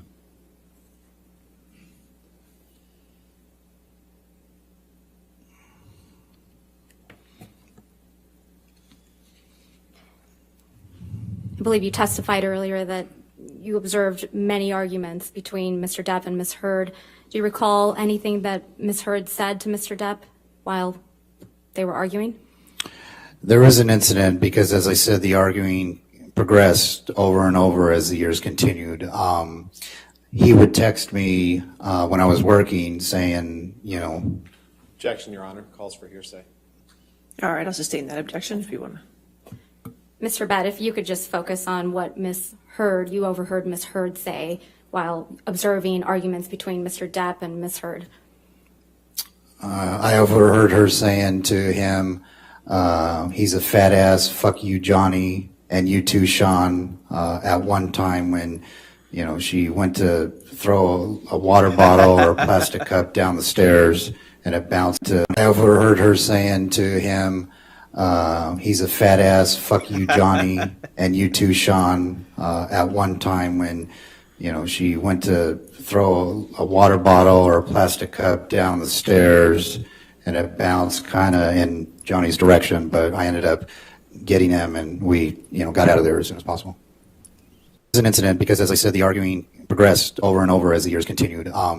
He would text me when I was working saying, Objection, Your Honor. Calls for hearsay.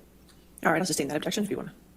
Mr. Bett, if you could just focus on what you overheard Ms. Heard say while observing arguments between Mr. Depp and Ms. Heard. I overheard her saying to him, he's a fat ass, fuck you, Johnny, and you too, Sean, at one time when, she went to throw a water bottle or a plastic cup down the stairs and it bounced kind of in Johnny's direction, but I ended up getting him and we, got out of there as soon as possible. Did you ever see Ms. Heard throw anything other than a water bottle? It was a water bottle or a coffee cup. It was something plastic. Other than a water bottle or a plastic cup, did you ever see Ms. Heard throw anything else? No, other than what he told me when she threw a broken bottle and sliced his finger in. Sir, I'll sustain the objection. The jury will strike that testimony. Please just answer the question asked, and when there's an objection, do not speak, okay? Right, I'm sorry. Thank you.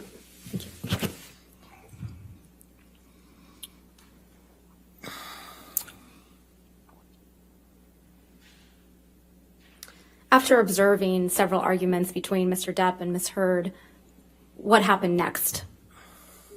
As far as a time frame, well, as I said, the arguing, when it would continue, we would always, I'd put him in the car and we'd drive back to his West Hollywood address, at which point it just depended on the week or the day or the month. They would reconcile within hours, or it might take a day where he would stay overnight at his West Hollywood address, and then, I would take him back the next day, and, they would reconcile by, talking, and she would have, candles lit, or, a bottle of wine open with glasses, and, within, certain evenings, I'd get a text message from her, asking me to go pick up dinner at local restaurants they frequented.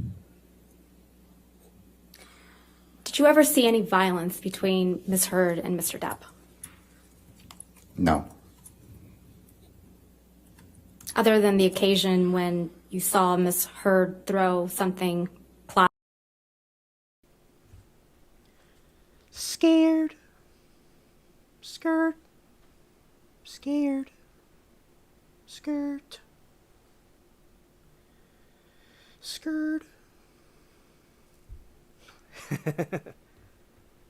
Scared.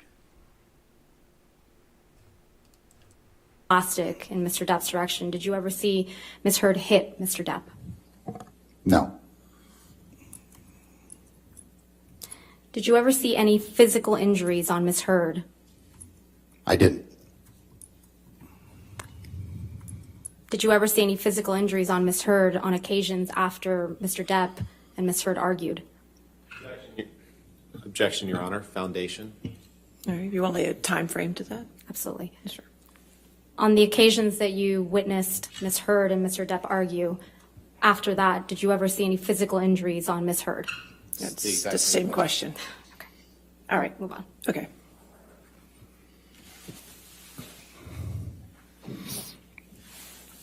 At any point during Ms. Heard's and Mr. Depp's relationship, did you ever see any injuries on Ms. Heard? No. How about on Mr. Depp? Yes. When did you observe injuries on Mr. Depp? The first time would have been around 2014, I guess, in which he had his finger was damaged from an incident in Australia.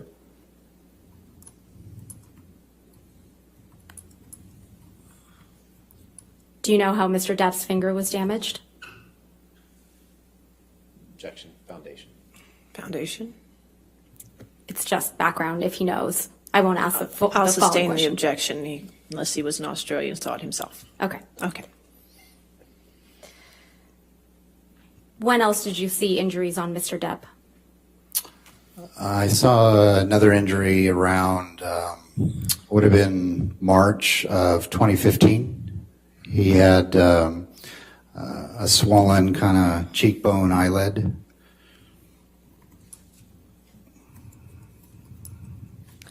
Your Honor, if I may please pull up a photograph exhibit number 146, All right, just to the witness? Okay. just for the witness, that's Okay. correct. I'm sorry, 146? Yes, thank you, Okay, Your thank Honor. you. And that's plaintiffs, obviously. Plaintiffs, Exhibit 146.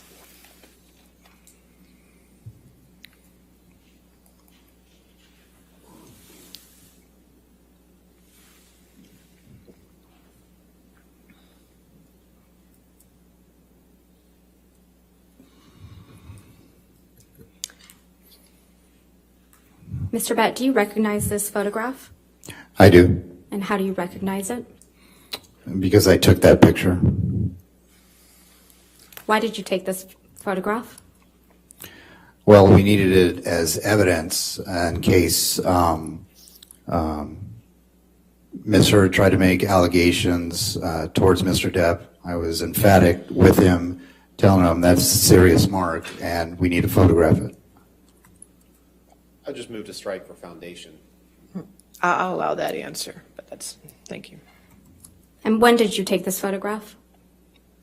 It would have been around March of 2015. Your Honor, we ask that this photograph please be published to the jury and admitted into evidence. Any objection to 146? No, Your Honor. All right, 146 in evidence and be published to the jury. Thank you.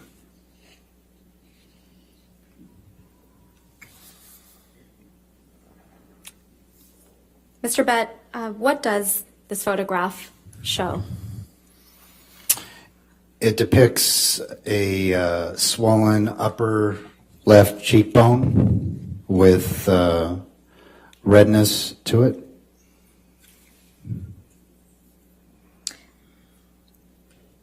Thank you. Did you notice any other injuries on Mr. Depp? On that specific day, no. Later in time, did you ever notice any other injuries on Mr. Depp? I did. Can you please describe what you recall? It was around December of that same year, 2015.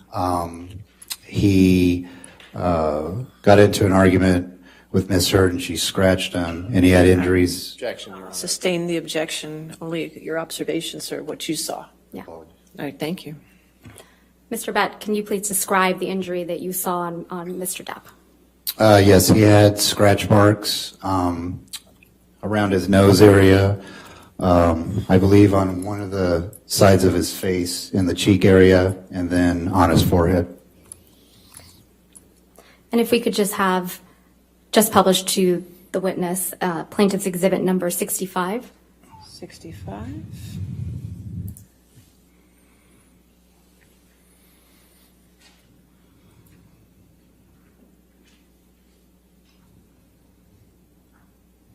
And Mr. Bett, this is a 3-page document, so if I can have Mr. Arnold Blair please scroll down. Okay.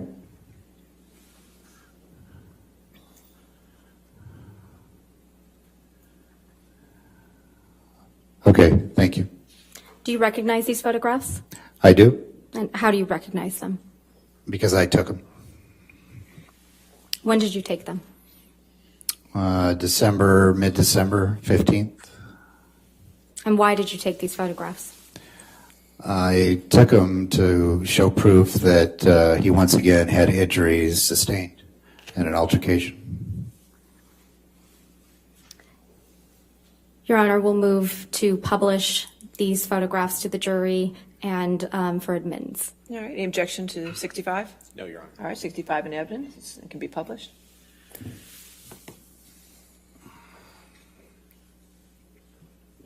And Mr. Bett, would you please describe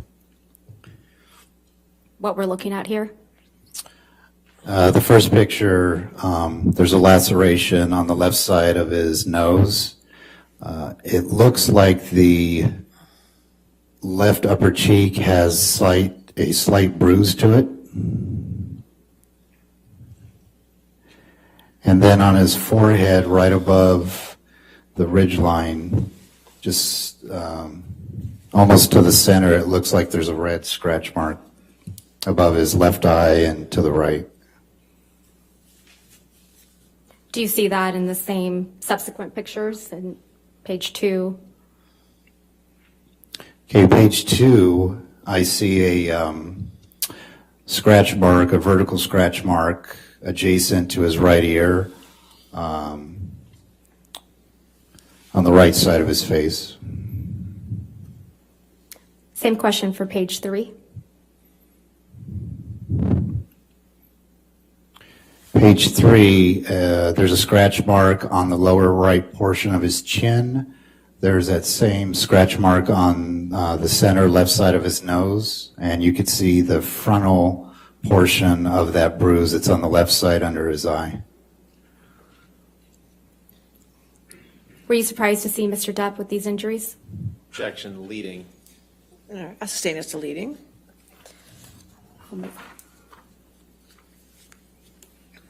Did you ever see any similar injuries on Miss Hurd? None. Did you ever see any injuries on Ms. Heard? I didn't. Did Ms. Heard ever tell you she was being abused by Mr. Depp? She didn't. Did she ever ask you for help? No. Did you ever see any evidence that Ms. Heard was being abused by Mr. Depp? I didn't.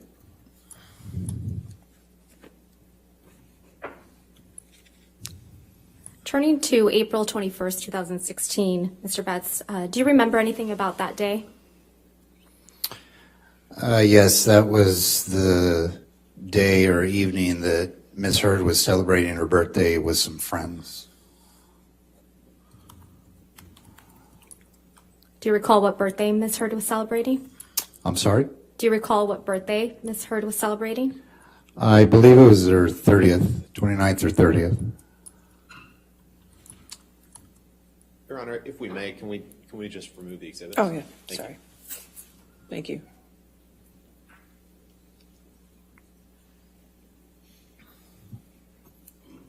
Other than Ms. Heard's birthday celebration that evening, do you recall anything else about April 21st, 2016? He had a meeting that afternoon, and which extended into the evening, and that was as I said, the night of her birthday party, where they got into another argument, and she had struck him in the face. All right, Objection, move to strike, Your Honor. sir, if you didn't see it, you can't testify to it, correct? Correct. All right, thank you. Thank you, Your Honor. The jury will strike that answer. Thank you. Your Honor.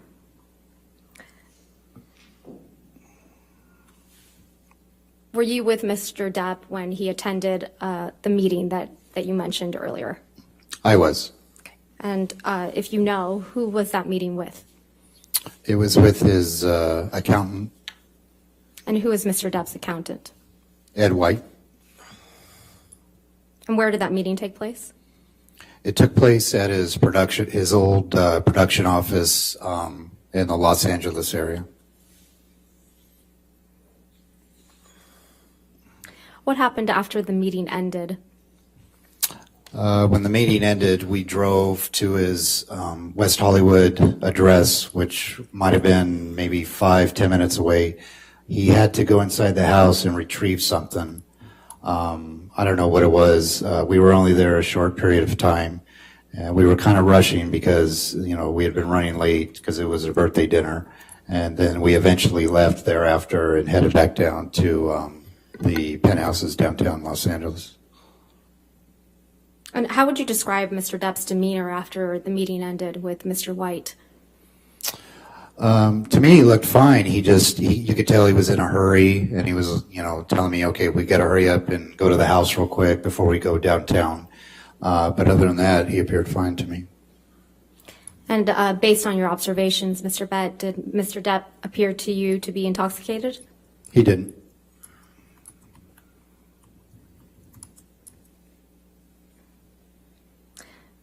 I believe you testified that after you left the meeting, you went to Mr. Depp's home, his residence in West Hollywood, and then on to the Eastern Columbia building. Is that correct? That's correct. Okay.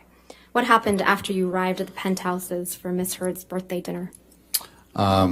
We went upstairs, and she was having a dinner with her friends, and one of the penthouses, I believe it was penthouse number 5. We entered the front door to that penthouse. Amber stood up. She walked towards Mr. Depp.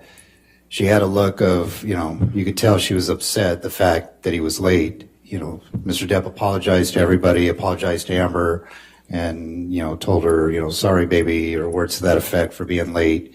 She gave him a hug and a kiss and said, come sit down, sugar. Was that a common nickname Miss Heard used for Mr. Depp? Yes, she used to call him that quite frequently in front of me.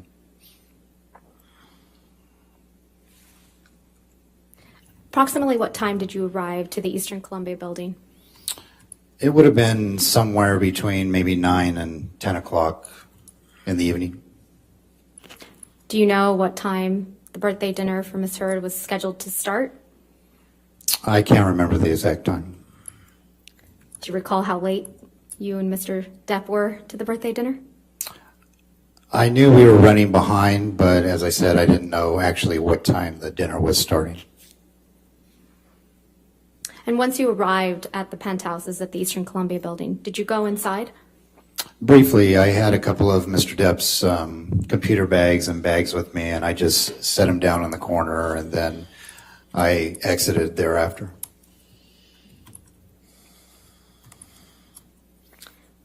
How long did you stay at the Eastern Columbia building after exiting the penthouse? I was probably there perhaps maybe another hour or two, and then I would have been relieved by the night shift security personnel, Travis McGivern. Did you happen to work the next day on April 22nd, 2016? I did. Where did you start working on that day? On that day, I drove to his West Hollywood address because Mr. McGivern had sent me a text message stating they had an argument. Objection, hearsay. All right, I'll sustain as to hearsay.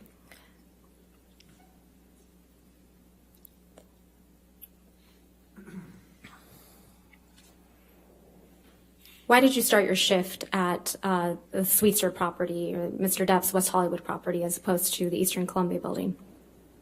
Because that's where Mr. Depp was at the time.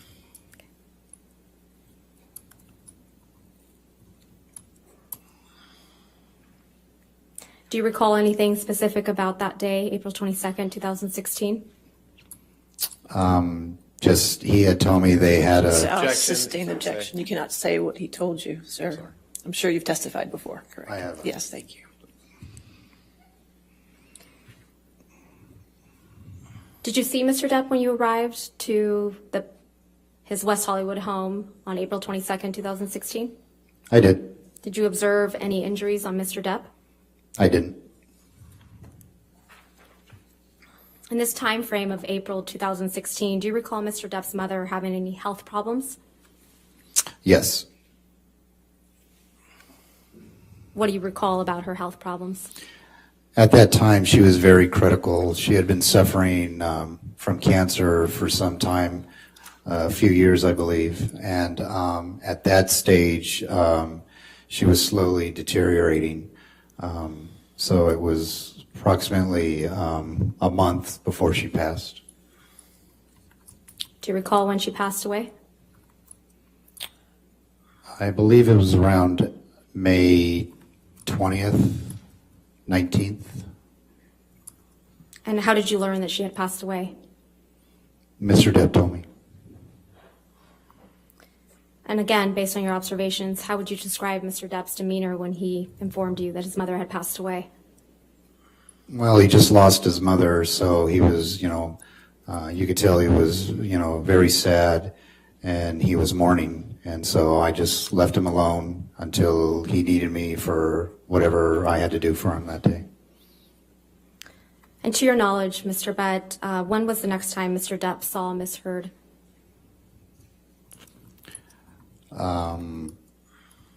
Maybe a month later, sometime in May. And I'm sorry, was that a month after the birthday dinner on April 21st, 2016? Objection, leading. I'll sustain as to leading. To your knowledge, after April 21st, 2016, when did Mr. Depp next see Miss Heard? In my presence, he would have seen her May 21st. And was that after Mr. Depp's mother passed away? Correct. That would have been a day after she passed. I have approximately 10, 15 minutes left. I'll let you finish. If that's okay with the jury, we'll finish at least the direct. Okay, Thank you. that's fine. Turning to May 21st, 2016, please tell us what you remember about that day. That day we were at his West Hollywood address. Jerry Judge, his chief security guard, was with me and with us at the estate at the time.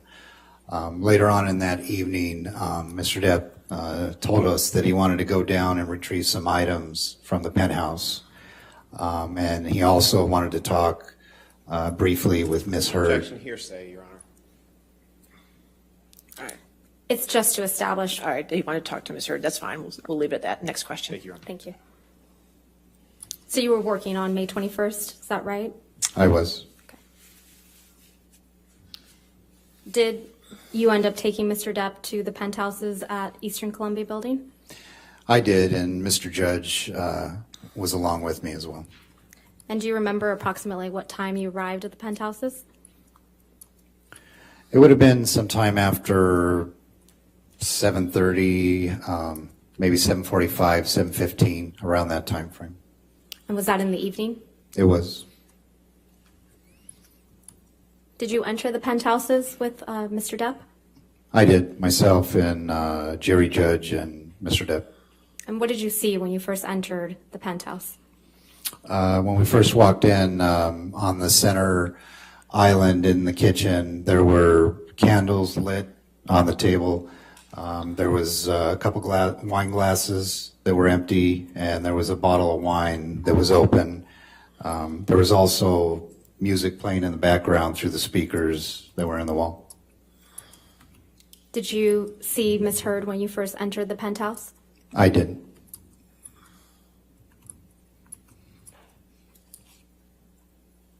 What happened after you entered the penthouses? After we entered the penthouses, Jerry Judge told Johnny that myself and Yes, Objection hearsay. all right, I'll sustain the objection. All right, next question. Okay. Did you stay inside the penthouse with Mr. Judge and Mr. Depp? No, shortly thereafter, Mr. Judge and I exited the penthouse and stood outside the door briefly. How long would you estimate that you stood outside the door of the penthouse? It would have been approximately maybe 10 minutes, maybe a little bit more, a little bit less.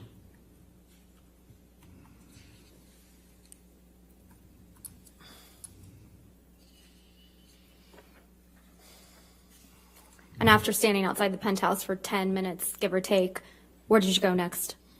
We walked down the hallway to penthouse number 5. Penthouse number 5 has 2 doors. There's a main entrance that takes you into the living room. Next to it, around the corner, it's a continuation of the penthouse, which is like a storage area. It also has, it had a couch at the time and a TV for the security personnel. So once we were at the penthouses, we could go in there, have lunch or dinner, or watch a little bit of TV. And then, whenever Mr. Depp or Ms. Hurd would leave and I'd have to drive, or the other security personnel, we would get a text, or they would come knock on the door and we would leave.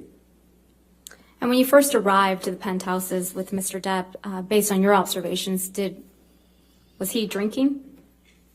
He had some glasses of wine at the meeting he was at with his accountant.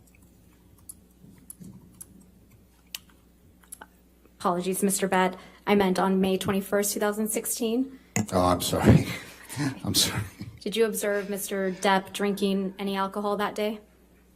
He might have had a glass of wine in the car, but as far as the entire day, I wouldn't have known how much he drank.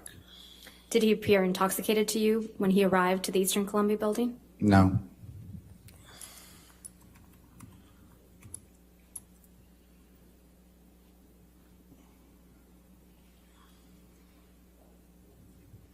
So you went to the storage area of the penthouse area. How long were you there? We might have been there maybe 10 minutes, 5 minutes. We got something to drink, and then we exited that penthouse I described, or that penthouse storage area. And where did you go next? We walked down the hall towards Mr. Depp's penthouse, which would have been penthouse number 3. And did you stand outside the door, or did you go in? As we approached the door, we could hear the screaming and shouting from Miss Hurd. So I immediately opened up the door, and Mr. Judge and I ran in there.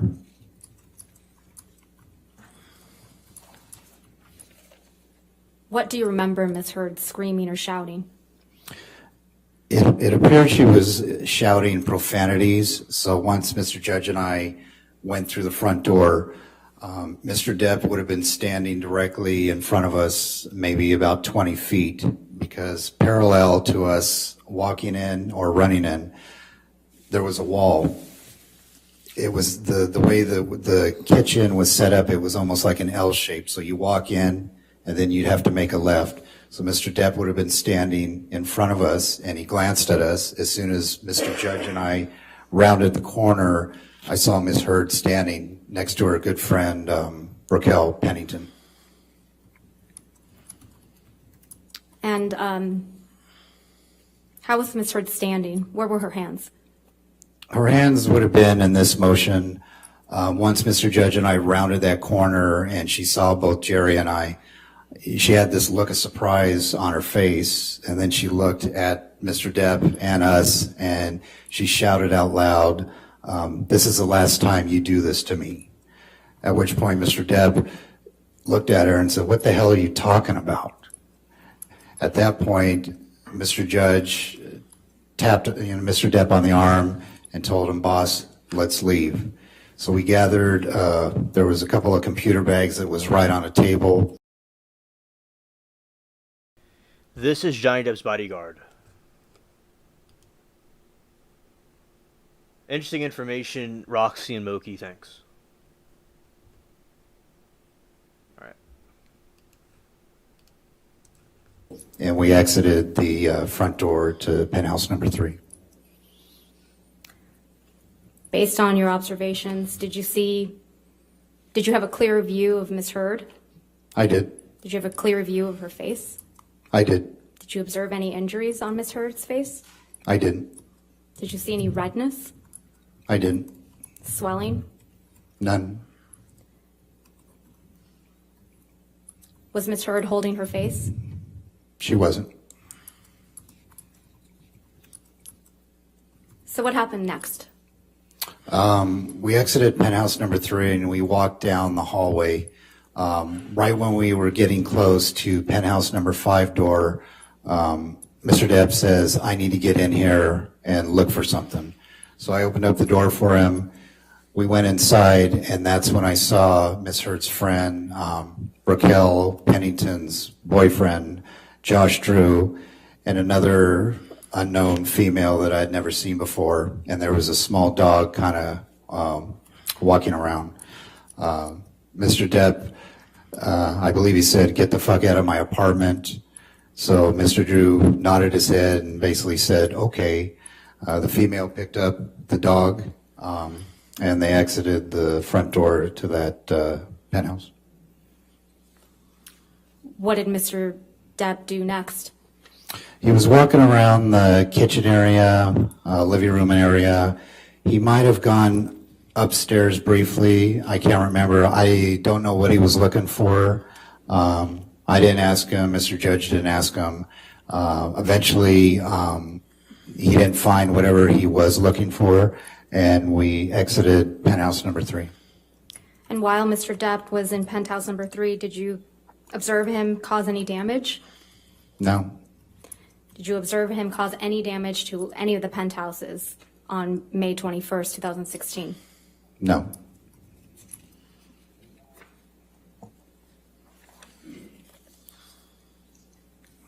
Did you see Mr. Depp become violent with anyone while at the penthouses on May 21st, 2016?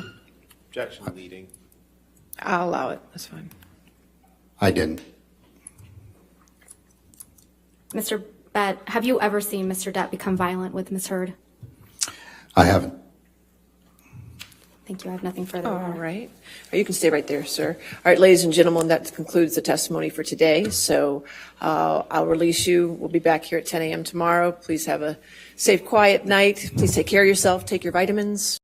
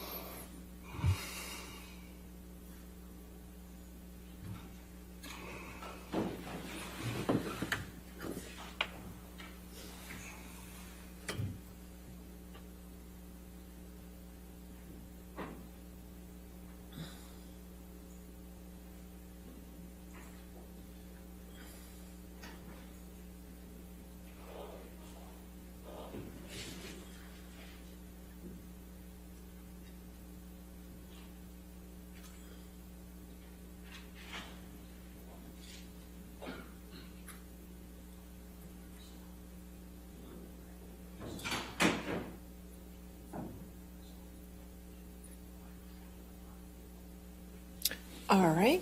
You can have a seat, Mr. Bett. Good morning, ladies and gentlemen. All right, just a reminder, Mr. Bett, that you're still under oath, okay? All right, thank you. All right, cross-examination?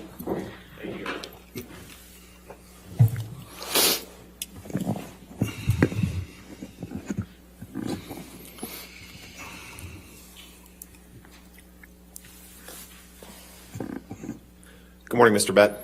Good morning. You're a full-time employee of Mr. Depp, correct? That's correct. You've been working with Mr. Depp for about 15 years, Give or take, correct. and you make a salary from Mr. Depp, right? I do. And in your role, one of your top priorities is to make sure Mr. Depp is safe and that if he's out, he gets home safely, correct? That's correct. And Mr. Depp's safety is a priority over others that may be out with Mr. Depp, correct? His safety along with the safety of the people that are around him. But Mr. Depp's safety is the top priority, correct? Correct. That just goes without saying, right? In your role as his chief of security, right? And your job as security is to remain discreetly in the background, right? Correct. You were not part of Mr. Depp's family, right? Correct. You're not with him 24/7, right? Correct. And you weren't with him 24/7 when he was in a relationship with Miss Heard, correct? Correct. And you obviously have no personal knowledge of what happens when you're not around, correct? That's correct. And you have no personal knowledge of what happens behind closed doors with Mr. Depp, correct? Correct. You weren't, when Mr. Depp was in a relationship with Miss Heard, you weren't traveling out of Los Angeles as part of Mr. Depp's security, correct? I did on one occasion. What occasion was that? We did a trip to Austin, Texas. But other than that, you didn't travel outside of LA as part of your security when he was with Miss Heard, correct? Correct. So you weren't in Australia in March of 2015, right? Correct. You weren't on a plane flight from Boston to Los Angeles in May of 2014, correct? Correct. You didn't go to the Bahamas with him, correct? Correct. You didn't go to Tokyo with him and Miss Heard, correct? Correct. You're around him almost every day when he's in Los Angeles, right? Almost. Picking up food for him, Yes. pick up medicine for him, Yes. help coordinate visitors to his house Correct. or his houses, pick up groceries for him, Yes. and you let him into places like his residences, right? Correct. Because he doesn't carry keys for them, right? Correct. You drive him places, I do. right? Almost every time he leaves his property, he's being driven rather than driving, correct? Almost every time. And you help arrange that, right? Yes. Your responsibility, one of them, is to help get him where he needs to go, right? Yes. You've woken him up in the mornings before? I have. And yesterday, I believe you testified that sometimes Mr. Depp would have just a glass of wine or two, right? Yes. And you testified that his demeanor when he was slightly intoxicated was the same as if he had had a glass of sparkling water. You remember giving that testimony? I do. Fact is, you've seen him much more impaired than that, right? I have. You've seen him impaired enough that you've had to help put him to bed before, right? I don't understand by putting him to bed. Well, there have been times when Mr. Depp was so impaired that you had to get up the stairs and open the bedroom doors for him, right? Well, that specific bedroom door in his Los Angeles house, it has a tricky lock to it. So it's, there have been times where I've gone upstairs and maybe had a glass of water for him. And so I would have to open that door for him, correct? Right. So you've gotten him into bed. You've gotten him some water. You've asked him if he needs anything, right? Correct. In times when he's been impaired, correct? And times when he's just had breakfast and some coffee. And you've stayed with him, and during times when he's been impaired, there's times when you've stayed with him until he lays down and you tell him goodnight and that you'll see him the next day, right? I wouldn't stay with him. I just would say goodnight. I'm going home and I'll see you tomorrow. Or if I happen to have a few days off, I'll see you in a few days. Now, yesterday, you've actually prevented people from calling the police when Mr. Depp's behavior after drinking was bothering them, haven't you? Prevented people? Mm-hmm. There was one time, correct? Yeah, and in that occasion, Mr. Depp and some other people had a couple perfect bottles of wine and pounded an entire bottle of tequila, right? I don't remember how much they had to drink, no. I know there was drinking going on. Mr. Depp told you that they had had a couple bottles of perfect wine and pounded an entire bottle of tequila, right? I don't remember. That was some time ago. Heather, can you pull up Exhibit 892, please?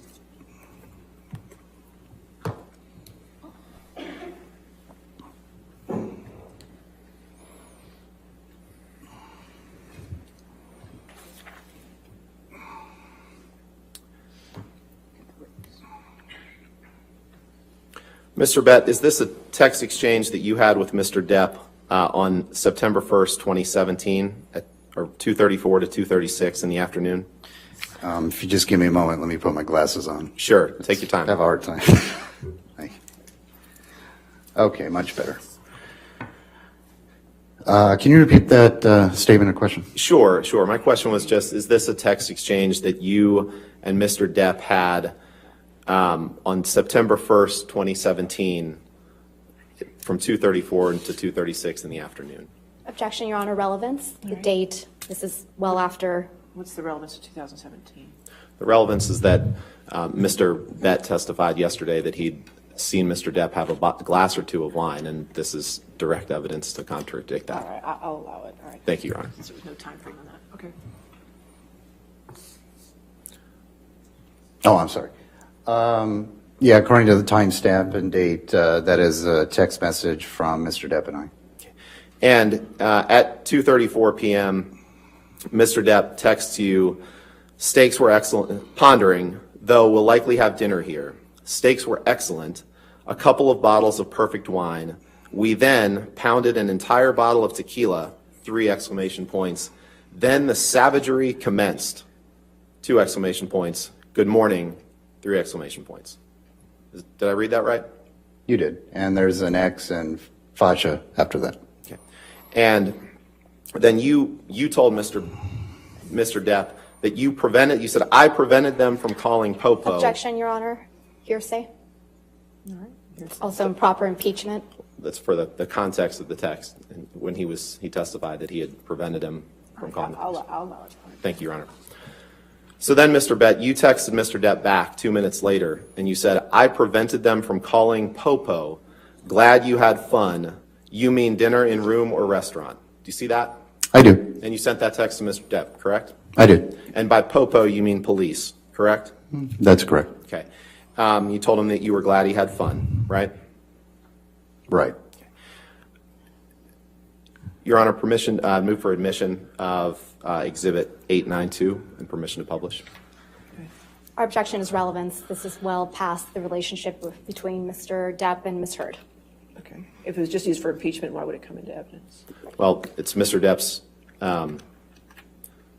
statements about what he did when he pounded an entire bottle of tequila and the savagery that commenced go toward his use of alcohol. That's much greater than. In 2017? Mm-hmm. I'll sustain the objection. Thank you, Your Honor. You're aware that Mr. Depp has used drugs, right? I am. And you've helped facilitate Mr. Depp's drug use on occasion, correct?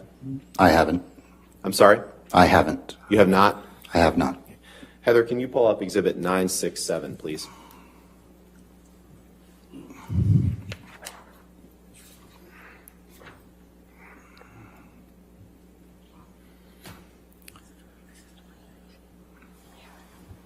Mr. Bett, feel free to take the time that you need to review this document, familiarize yourself with it. But my first question for you is just, is this a text exchange that you had with Mr. Depp on June 12th, 2019? June 12th. According to these transcripts, yeah, it has my name and his name on there. Right. And if it starts at the bottom and goes up, correct? No, I'm sorry. I wasn't paying attention to the timestamps. That's okay. My It's apologies. hard to orient yourself with these sometimes. Okay, at the bottom, yeah, I do see 6/12/19 at 1:50 p.m. And then the more recent texts are as you go up the page, right? Correct. So in the bottom text, you're telling Mr. Depp that some people are at his house visiting, and you say, They'll be at the pool in 10, Objection, Your right? Honor. Hearsay. Also relevance. This is 2019. What's the relevance? He just testified that he hadn't helped facilitate Mr. Depp's drug use, so this is for impeachment, and this is, you got to read the text in context to see how it impeaches him. All right, we could come. Sure. We could approach, please.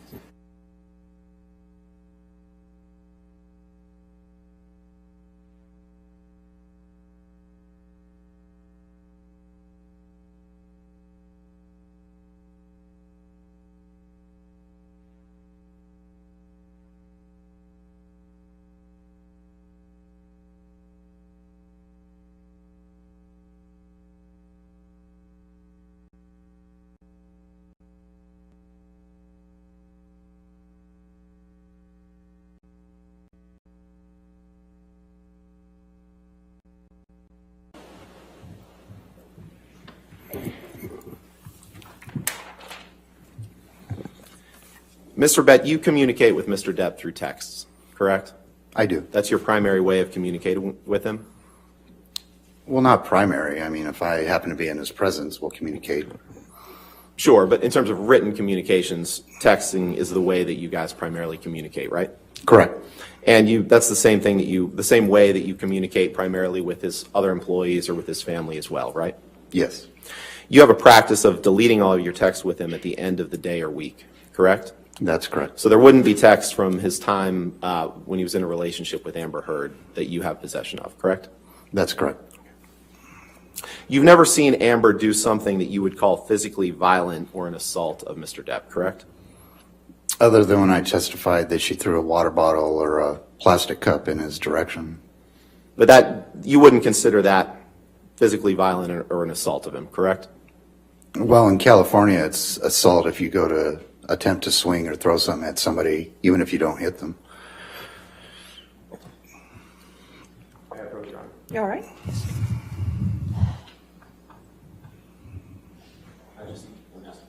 Okay, just standing. Okay. I'm sorry. That's all right. Like,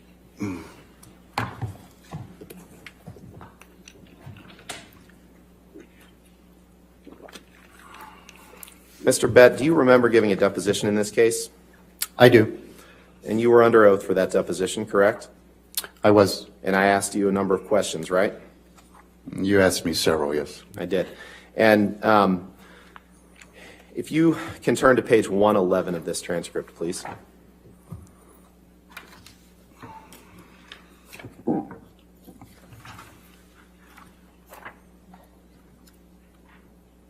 It's on page 28 of the I document. know. I'm sorry.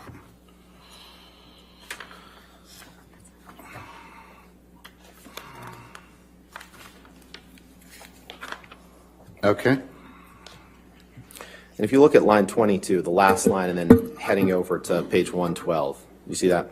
Got it. And in your deposition, I asked you this question, and you gave this answer. Question: so is it fair to say that while you've seen Miss Heard yell and get emotional toward Johnny, you've never seen her do something that you would call physically violent or assault of Johnny? Answer: correct. Did I read that right? You did. I'd like to turn to May 21st, 2016. That was the incident that we talked about last night, right before we adjourned for the day, correct? Correct. You and Mr. Jerry Judge brought Mr. Depp over to the penthouses at the Eastern Columbia building that night, right? We did. And you knew that he was going there to speak with Amber, correct? And gather some belongings. Your understanding was that Mr. Depp was going over there because they both wanted to talk and calm everything down, right? Objection calls for speculation as to what Ms. Heard wanted. I'll sustain the objection if you want to rephrase. Mr. Depp told you that he and Amber were going to talk it out and talk about what's going on, correct? Correct. And he had wine in the car on the way over. I believe you testified yesterday, right? He did have a glass of wine. And I think you testified it's possible he had been drinking during the day before you brought him over there, correct? Correct. I saw him with a wine glass after his meeting when he came out into the hallway. And when you, during the day before you picked him up to go over to the Eastern Columbia building, it's possible he had been drinking, correct? Well, we were at a meeting. He did have a glass of wine in his hand, so I presume he was drinking. Okay. And when you arrived at the Eastern Columbia building, you can't say one way or the other whether Mr. Depp was carrying wine with him into the building, right? I can't remember. You and Mr. Judge let him into Penthouse 3 and were in there for just a minute or two before you exited Penthouse 3, correct? Yes, give or take. And then you stayed outside in the hallway of Penthouse 3 for a bit, right? A short period of time, correct. I think you testified yesterday like 10 minutes. Is that right? Yeah, give or take. And then from there, you went from the hallway outside of Penthouse 3 to Penthouse 5, the storage area where you had a couch and a TV and that sort of thing that you testified about, right? That's correct. Is that also known as the guard shack? A modified version of the guard shack. It's just a place for us, as I testified yesterday, to rest or have lunch or some coffee. Sometimes called the cubby hole, is that right? We might have called that. I can't remember what. Okay, just to orient us, Heather, can you please pull up Plaintiff's Exhibit 116? And Your Honor, I believe this has already been entered into evidence. I do believe so. Yes, it's in evidence. Can you rotate that, please? Counterclockwise.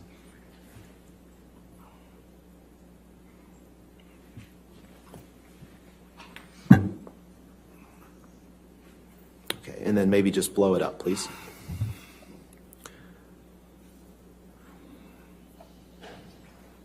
And Your Honor, permission to publish if it's It not is already. published. Thank you. Oh, thank you. So, Mr. Bett, if you, just to orient us, am I correct in saying that could you put your finger just on the guard shack area of Penthouse 5, please? Sure. if you It's touch just the screen, it will. the diagram, the schematics is kind of off because the way Broadway is set up, it doesn't coincide with the way the buildings were. But I can make an attempt to show you where the. Yeah, I think the screen will make a mark if you show on it. Okay.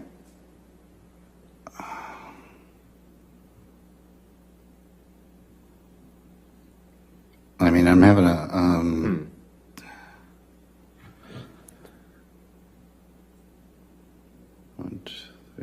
Well, I'm not seeing any marks. Okay, good. So this is, I'd say, right in this area right here. Okay, Is it showing up? Yes. Because there would be elevators to the right. it is. Okay. Yep, that's showing up. Okay. So that's down the hall from outside of Penthouse 3, right? Correct. And you stayed in that guard shack for, I believe you said 5 to 10 minutes. Is that right? Yes.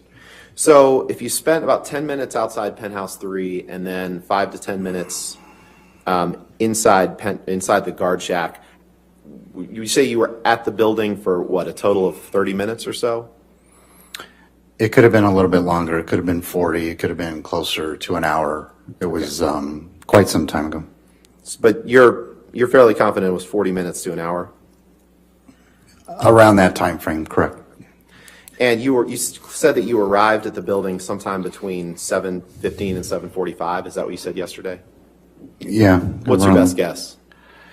It would be an estimate guess, maybe more towards 8-ish. But again, it could have been 7:30. Okay. More towards 8-ish. All right.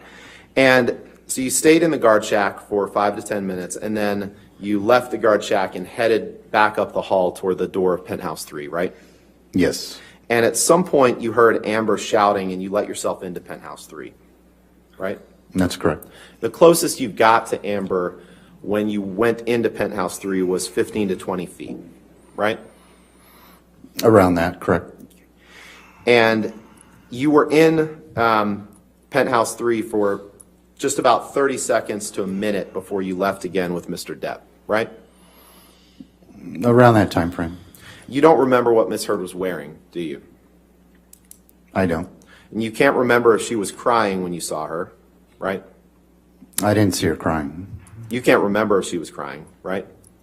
I just said I didn't see her crying. She could have been crying, right? Objection, calls for speculation, and asked and answered. It's a different question. Well, I'll sustain that objection. The next question. And you can't remember if she had any makeup on or not, right? If she did, she had very little. You just can't remember if she did, right? I mean, yeah, I mean, it's possible, but it was a long time ago.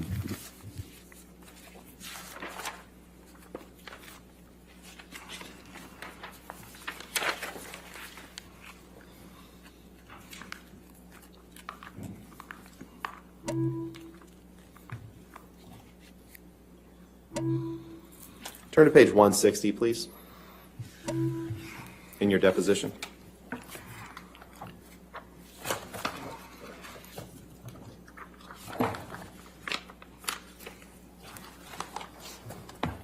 Okay, that'd be page 40 as well. correct? Page 40, yes. Okay. Yes, sir. And on line 1, I asked you the question, did Miss Hurd have any, you couldn't tell if she was wearing any makeup, right? Your answer was, I can't remember if she had any makeup on or not. Did I read that right? You did.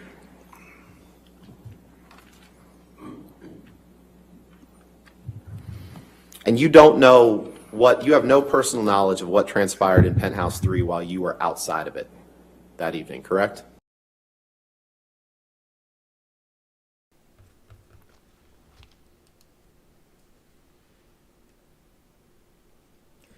All right, we are going to get back to the trial in a moment. So this is the Joshua tree.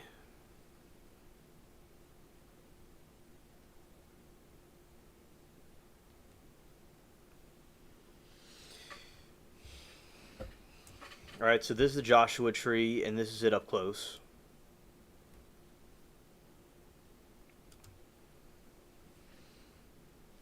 It's like what Lori described.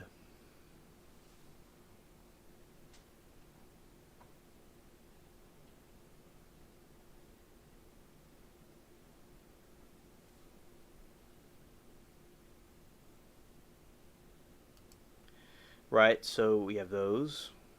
So look pretty cool. Scared.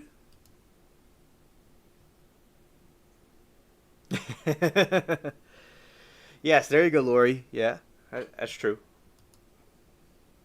All right.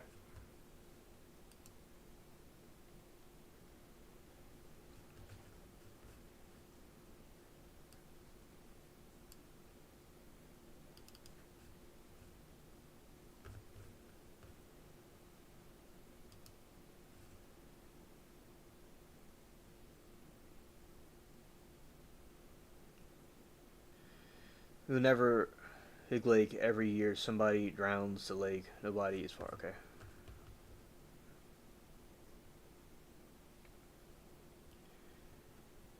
Oh, so. Okay, so Lori, remember yesterday you were talking about the sunset that you were seeing with AI? The AI thing with the I create pictures with. I created a. I told you yesterday I created a version of it. Now it looks like Palmdale and Lancaster, California. I think they could grow. Let's see if they can grow in Cali. Do they grow in Cali? They probably have some in Cali. Let's see. You're welcome.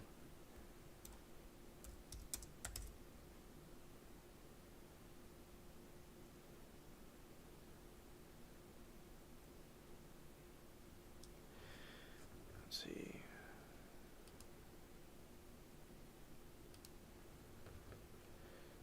Yeah, so they probably have them in different spots in that region, but they originate and grow in where Moki said. That's where they come from. But, you know, you could plant them anywhere in that region of like California or anywhere with that type of climate. It wouldn't grow where I am because it's too rainy and tropical where I am, but it could grow anywhere in that region of the world. It's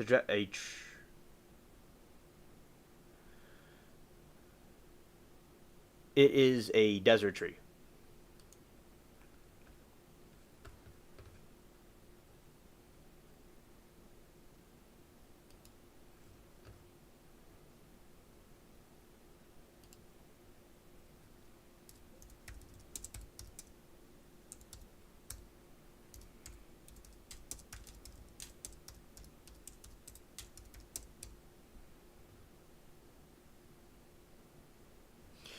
All right, so Joshua trees are native to the Mojave Desert, a vast arid region in southwestern United States. Though they are most famously associated with California's Joshua Tree National Park, they also grow in parts of Arizona, Nevada, and Utah. So they originate from the Mojave Desert, but they're grown in all over that region with that type of weather. Right. Primary habitat. The Mojave Desert is the core habitat for Joshua trees, which thrive in its specific conditions, including winters and hot, dry summers. It grows the best, and it's native to the Mojave Desert. While Mojave is their main home, the Joshua trees can also be found in adjacent areas and higher elevation, including Arizona, mountains of California, and within their range can typically grow elevations between 2,000 and 6,000 feet.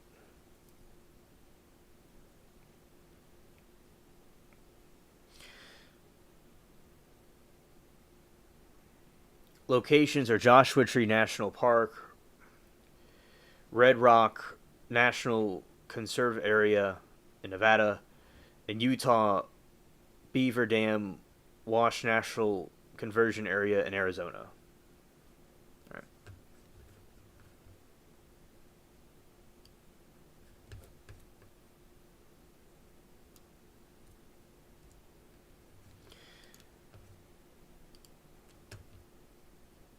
All right, Lori, so this is what the AI image generator created from what you described from yesterday.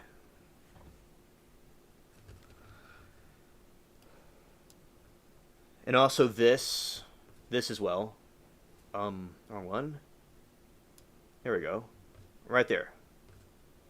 Those are some of the clouds and all along there. What you described.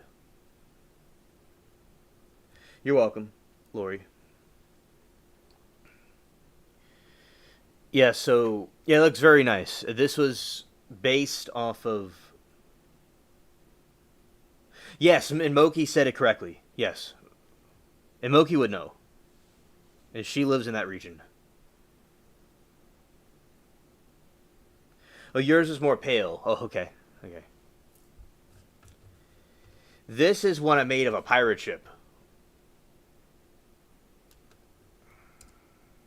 Alright, so this is a pirate ship off the coast with that sunset. That was very cool.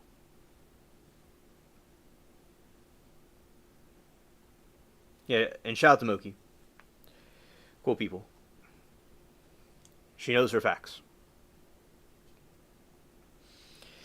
Yeah, and it has like the rain, the wildfires in the distance, and the undulating clouds. Yeah, facts. Yeah, you're welcome. Yeah, facts.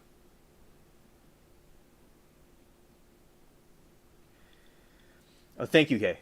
Thank you. I don't know where we live when you're in 4th grade. They take us to YMCA to learn. He just can't do it. Stinks like a rock. Scared. And also, basically, you said something else today, and I made this. The AI generated this. Alright, the Pacific Ocean is so cold in a warm area, and it has to hot and the behind the continental shelf. This one kind of butchered the words a little bit. But yeah, that was based off of what you described about the Pacific Ocean and cold water. Let's see another one with more of a... where I got the words right.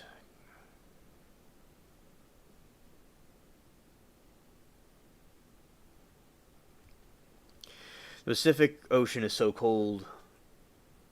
In other words, in a warm area and beyond the continental shelf, in the deep, the upchilling brings heat, very water by the surface. Right? So it was based off of the comment you made about how it's cold in the Pacific because of the continental shelf and stuff. So that was a generation of it. Quite cool images that these things would generate. Oh, also, it made this pirate ship one on its own.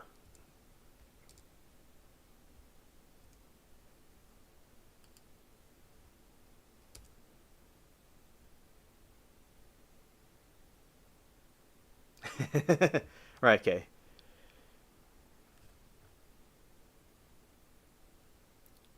Yeah, so that's some sort of scientific map it made. So it's interesting what these AI things will produce.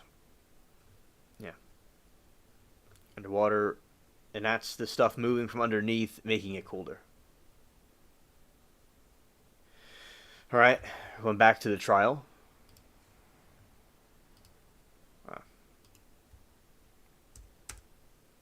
I don't.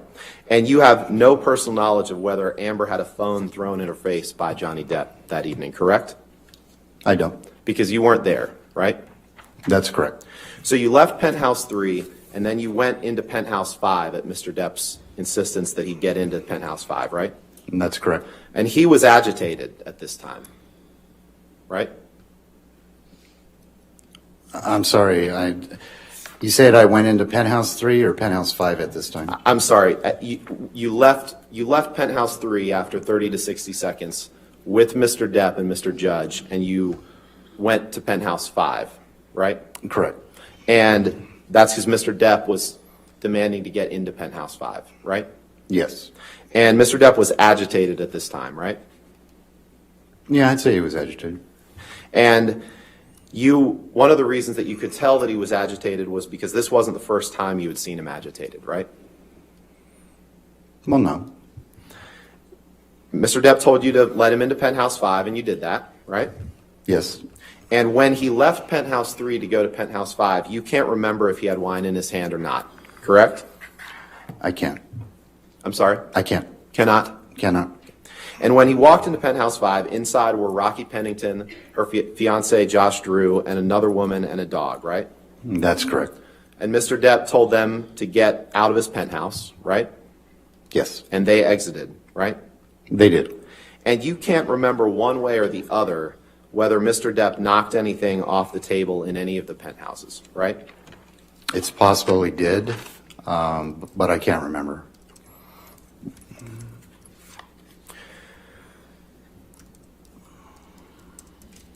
Did you or Mr. Judge, just to be clear, did you or Mr. Judge destroy any property or knock anything off tables in any of the penthouses that evening? No. You have no personal knowledge of whether or not Mr. Depp was violent to Miss Heard at times when you weren't around them, correct? I have no knowledge. And Miss Heard may have suffered injuries at the hands of Mr. Depp over the years that you didn't witness or you didn't see, correct? Correct. I'd like to end by just taking a look at the videos of you entering and exiting the building, I believe. Heather, could you pull up Exhibit 672? And Your Honor, I believe that these were part of Mr. Patterson's deposition and that they've been admitted. I do have 672 admitted, correct? Yes, that's correct, Your Honor. Thank you. Okay. And the next one will be 666, just to confirm. All right, we have that as well. Thank you, Your Honor. Heather, could you play this starting at 1? Well, actually, before we start, do you see this on your screen, Mr. Bett? I do. And you see the timestamp that at the bottom? That shows what time the camera, the video was taken, correct? I see the timestamp and the date. Okay, let's go ahead and play this, Heather. Start at 1:55.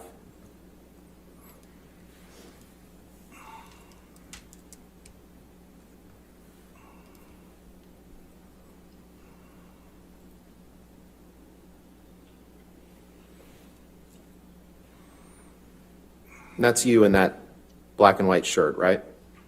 That's me. That's Mr. Depp in the hat, Correct. and that's Mr. Judge to his left. Correct. And this video is when you're entering the Eastern Columbia building to take him to penthouse 3, correct? Correct. So it's actually a good bit earlier than you testified to, right? It's at 7:02, if I'm converting military time to, Well, that's what the timestamp says. I mean, I don't know how it was calibrated and so forth, but according to the screen, it does say 1902 hours, which is 7:02. 7:02 p.m., right? Correct. On May 21st, 2016, Yeah. right? Okay. Heather, you can take that down, please. And please pull up Exhibit 666.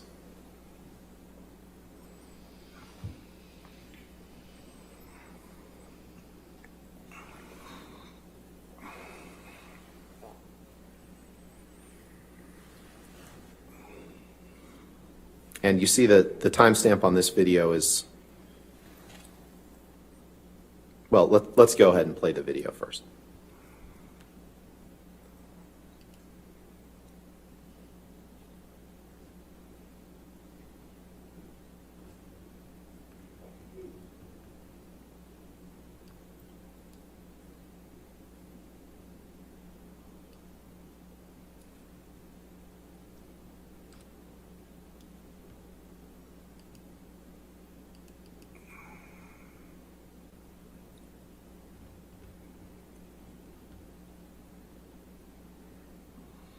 And that's you on the right again, right? It is. And that's Mr. Judge in the middle, right? Yes. And that's Mr. Depp on the left, Yes. correct? Yes.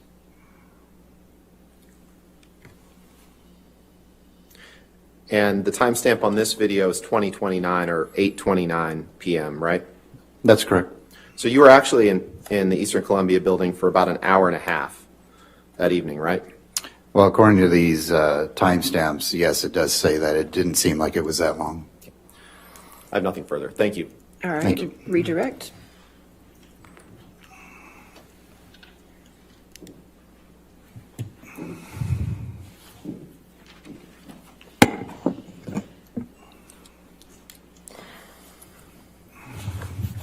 Mr. Bett, you previously testified that when you left penthouse 3 and went into penthouse 5, who was inside that penthouse when you entered with Mr. Depp?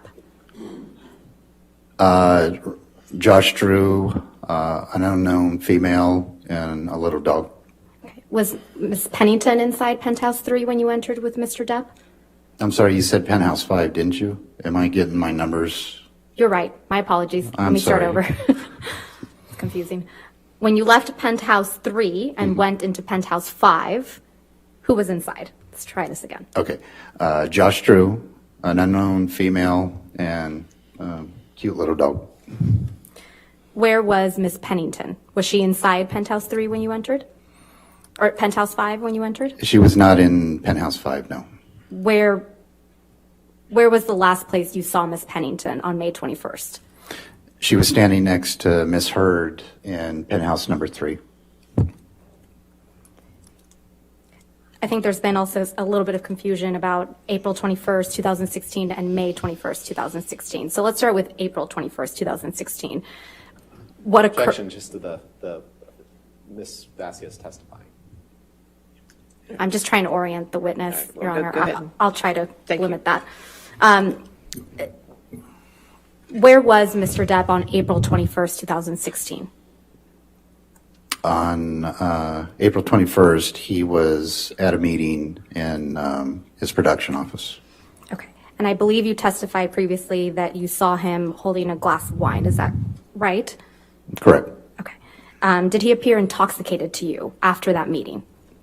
He didn't. I'm sorry, I didn't catch that. He did not. He did not, okay. Now, on May 21st, 2016, was Mr. Depp drinking wine that day? He did have wine with him, yes, correct. And at what point did you observe Mr. Depp with wine on May 21st, 2016? He probably had it in the car with him when we were driving down. And he could have finished it prior to us walking to penthouse 3. And did Mr. Depp, based on your observations, Mr. Bett, appear intoxicated to you on May 21st, 2016 before he arrived to the Eastern Columbia building? He didn't. He did not. He did not.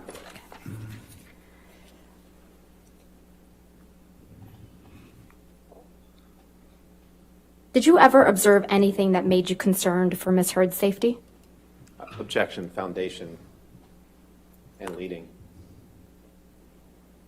I'll allow it if you can answer. That's fine. I did not.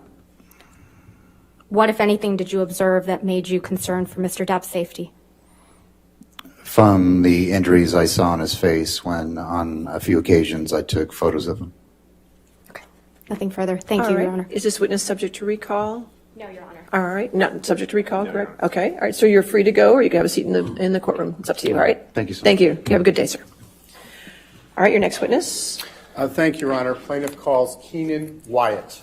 Keenan Wyatt. Could you spell that name for me? Keenan, last name Wyatt, Wyatt. All right, thank you so much, Thank sir. you, Your Honor. Mr. Wyatt.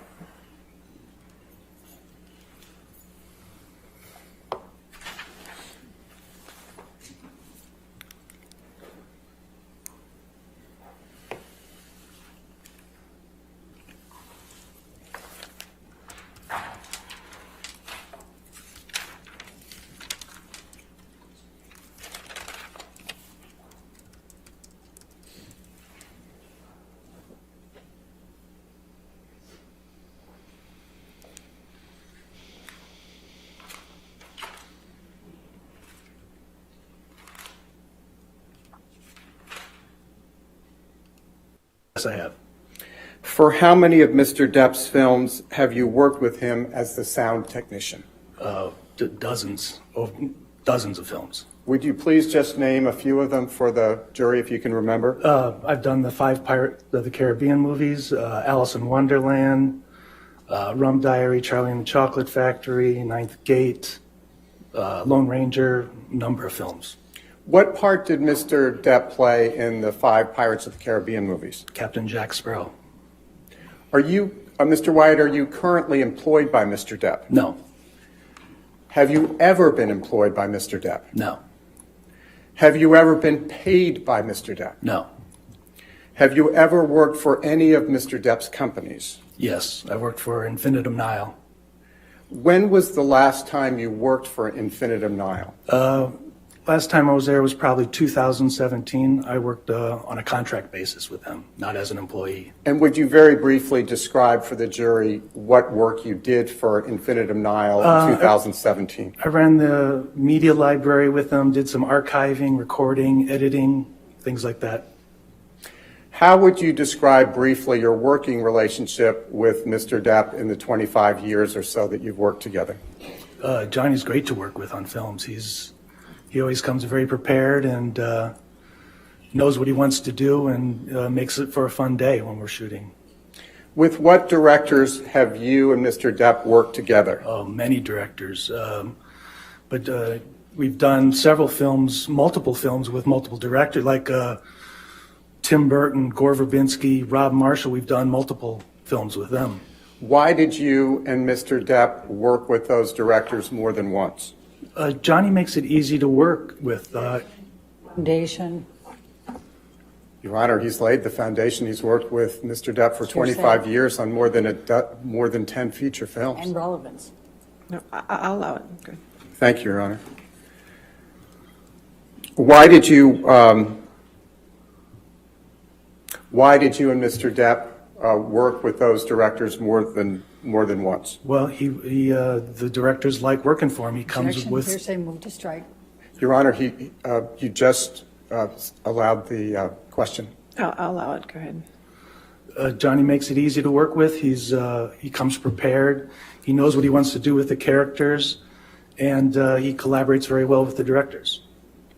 Is Pirates 5 one of the feature films on which you worked together with Mr. Depp? Yes. Was Mr. Depp ever late to the set on Pirates 5? Yes. Do you know why Mr. Depp was late on those occasions? Well, arguing going on between him and Amber. Objection, hearsay, I'll foundation. sustain the objection. Strike that. Did you communicate with crew members on the set of Pirates 5? Every day, yes. Was Mr. Depp's lateness a problem for the crew? Objection calls for hearsay. All right, I'll sustain as to what the crew may have told him. Well, I was just asking the threshold question of whether he had spoken with the crew. You're right. I'll sustain the objection.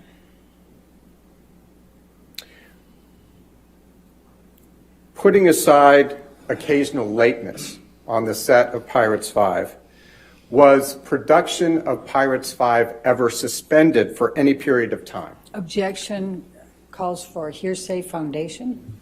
How would he know that? No, if you can ask how he knew it, if you want to lay the foundation. That's fine. How did you know whether production of Pirates 5 was ever suspended? I was on the film. I was working on the film, so Okay. I know it was suspended probably for 2 or 3 weeks. And why was it suspended for 2 or 3 weeks? Johnny had to go back to Los Angeles because his finger had been cut off. Tip of his finger had been cut off. Do you have any understanding of how Mr. Depp's, or the top of Mr. Depp's finger was cut off? All right. No, I don't know. Okay. And I believe you testified that production was suspended for a period of 2 or 3 weeks. Did there come a time when Mr. Depp returned from Los Angeles to Australia for completion of the shooting of Pirates 5? Yes, he did. Who is Sean Bailey? He's an executive at Disney. After Mr. Depp returned to the set of Pirates 5 in Australia, what, if any, interactions did you observe between Mr. Depp and Mr. Daly? Sean had come to set one day and sat and talked with Johnny for a while, and they talked about collaborating and doing some stuff in the future. Was it a friendly conversation? Absolutely, yes. Has Mr. Depp ever worn an earpiece in any of the many movies in which you've worked with him? Yes. For what purpose are earpieces generally used by actors on sets? Well, I've worked Objection, with... Your Honor. First of all, relevance, foundation, What's the relevance? hearsay. May we approach, Your Honor? Okay, sure.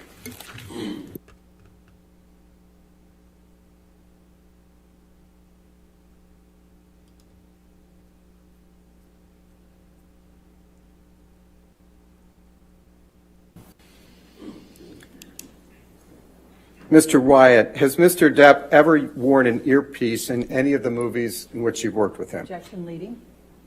I'll allow it. And he already answered it anyway. That's okay. I'll allow it. Yes, he has.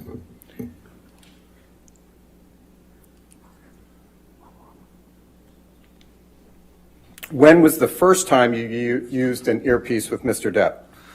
First time we used it was on a movie he was directing called The Brave.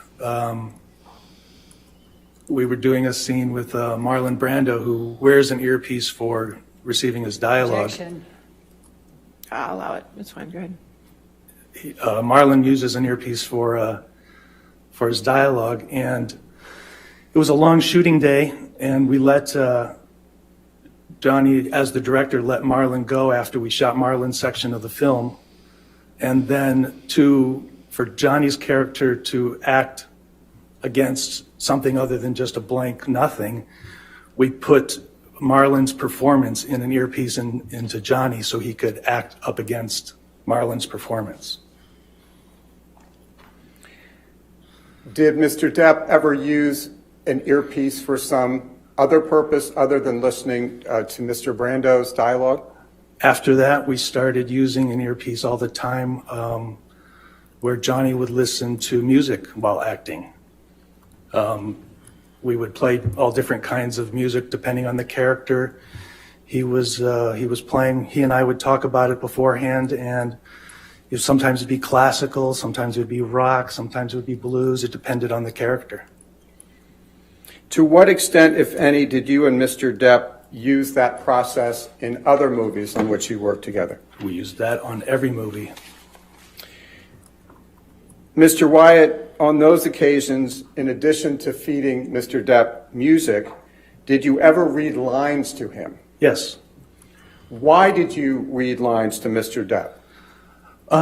Johnny typically likes to go into makeup in the morning and write his own dialogue and rewrite his dialogue. So sometimes there's not enough time to always to remember the lines and learn them. So I would remind him in his ear sometimes while music was playing at the same time. And Mr. Wyatt, in your long experience working with Mr. Depp on films, how would you describe his level of preparedness on the set?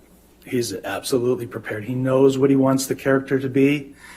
He collaborates with the director on what his ideas are, but he always comes very prepared. And Mr. Wyatt, during your long relationship with Mr. Depp, what, if any, opportunity have you had to observe his sense of humor? Quite often. How would you describe to the jury Mr. Depp's sense of humor? He likes like a British humor. He's sometimes a little dark, maybe. He likes plays on words, that sort of thing. Monty Python?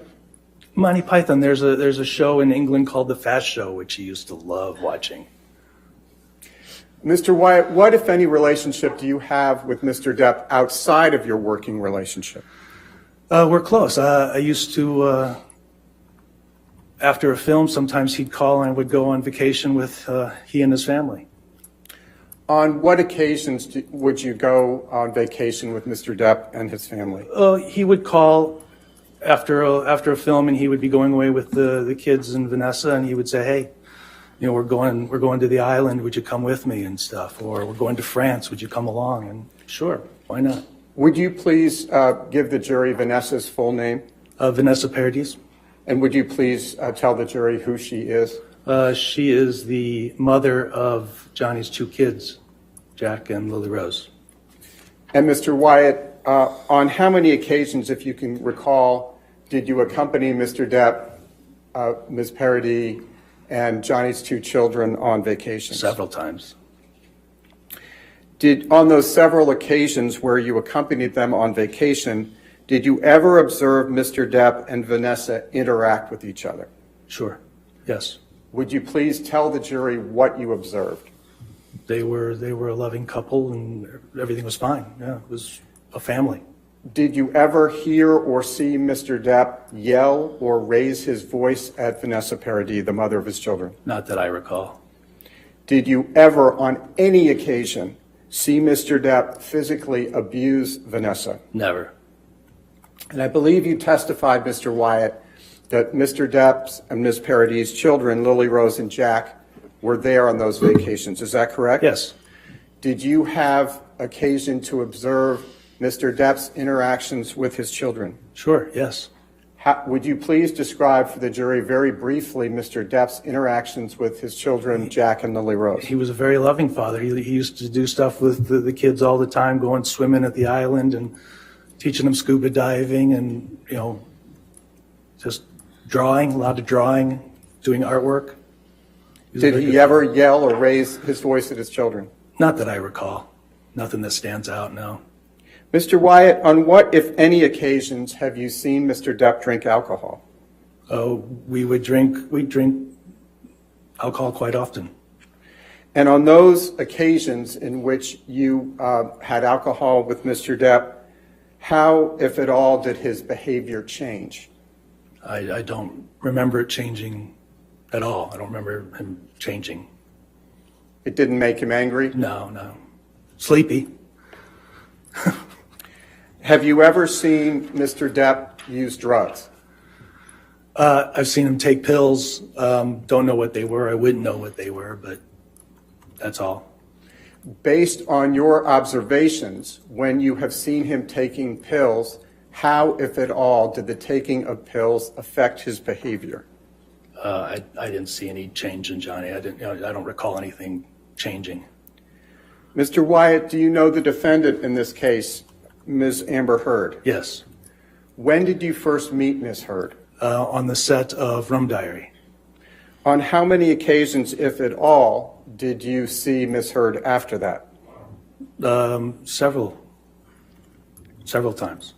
Would you please describe for the jury, very briefly, your relationship with Ms. Heard after you saw her the first few times? I mean, I don't really have a relationship with her. We didn't sit and talk. I didn't hang out with her or anything like that. Did there come a time when you became aware that Mr. Depp and Ms. Heard were romantically involved? Yes. How often did you see Mr. Depp after he started the romantic relationship with Ms. Heard? Oh, I don't recall. I didn't see him that often, but I don't recall how often, but I didn't see him that much. How often were you together, strike that, how often did you interact with Mr. Depp and Ms. Heard when the two of them were together? Just only occasionally did I see him. I mean, I would leave him alone, let him have his time with Amber. I wasn't into interfering. And on those occasions where you interacted with Mr. Depp and Ms. Heard as a couple, did you ever hear Mr. Depp yell at or raise his voice to Ms. Heard? No. On what occasions, if any, did he ever raise his hand to or otherwise abuse Ms. Heard? I've never seen him be violent towards anybody. And if we could, did there come switch gears here, did there come a time in May 2014 when you traveled with Mr. Depp and Ms. Heard by private plane from Boston to Los Angeles? Yes. Who else was on that Boston plane flight? It was Amber and Johnny, Stephen, Savannah, and Jerry Judge and myself. And would you please tell the jury who is Stephen? Stephen Duders is Johnny's assistant. Who is Savannah? Savannah was Amber's assistant. And I think the jury has heard the name Jerry Judge, but if you could please explain to the jury again who Jerry Judge is. Jerry Judge is Johnny's security. Mr. Wyatt, why were you on that flight that night? I don't know the exact circumstances of that flight. I didn't travel with the two of them that often. I was probably headed back to Los Angeles to see my daughter. And before you got on the flight, how did you arrive at the airport that night? We came in a car.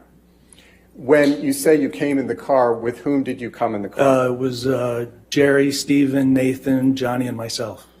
And who is Nathan? Nathan is Johnny's other assistant, Nathan Holmes.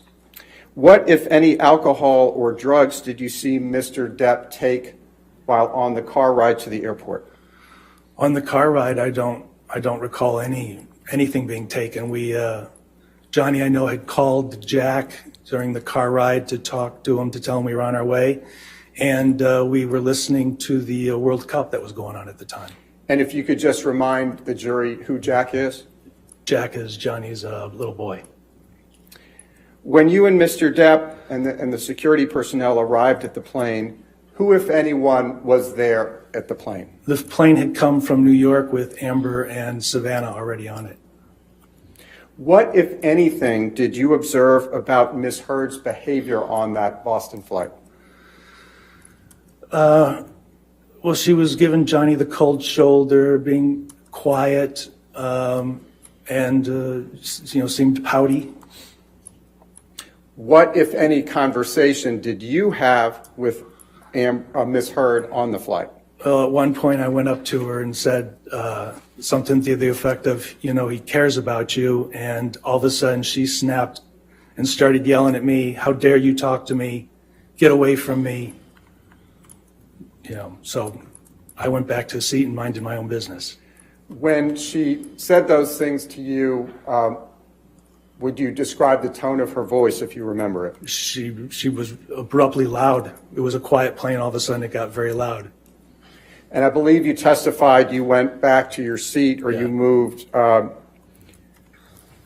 What happened next? Johnny had said something to her like, "Don't talk to my friend that way," and I just stayed in my seat and finished the rest of the flight. And after you went back to your seat, to what extent, if any, were you able to see Mr. Depp and Ms. Heard? I was able to see them very clearly. What, if any, violence or physical altercation did you observe between Mr. Depp and Ms. Heard once you'd gone back to your seat? I've never seen Johnny be violent towards anybody. To what extent, if any, did you observe Mr. Depp or Ms. Heard hit, kick, or throw anything at each other on the plane? No, I don't recall that at all. Mr. Wyatt, was Mr. Depp consuming any alcohol on that flight? Sure, yes. Did he seem intoxicated? Seem intoxicated? No, he seemed like Johnny. No, he seemed normal. Did there come a time, Mr. Wyatt, when you learned that Mr. Depp and Ms. Heard were getting married to each other? Yes. How did you find out about that there would be a wedding? I was at the Infinitum office, and Christy came to me and said, hey, I'm just asking, it's not for the proof, I'm just asking him how he found out about the wedding. All right, what's the relevance of how? May we approach, Your Honor? Okay.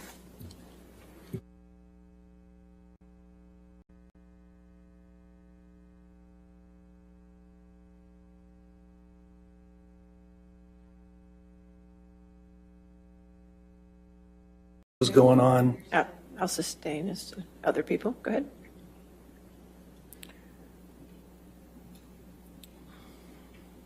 What, if anything, did you observe about Ms. Heard's demeanor at the ceremony?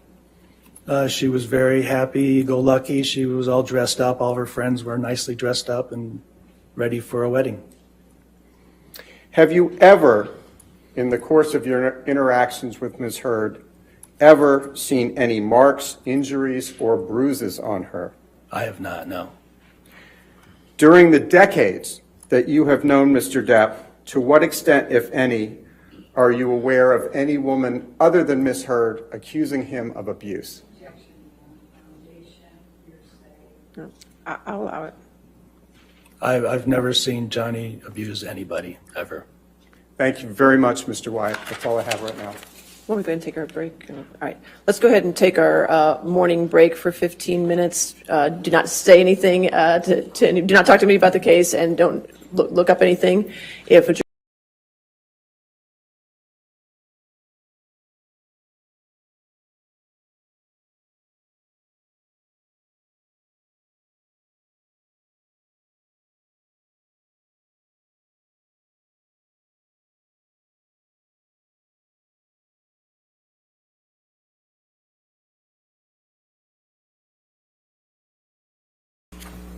It's right there. Or if you're telling the truth, you would know.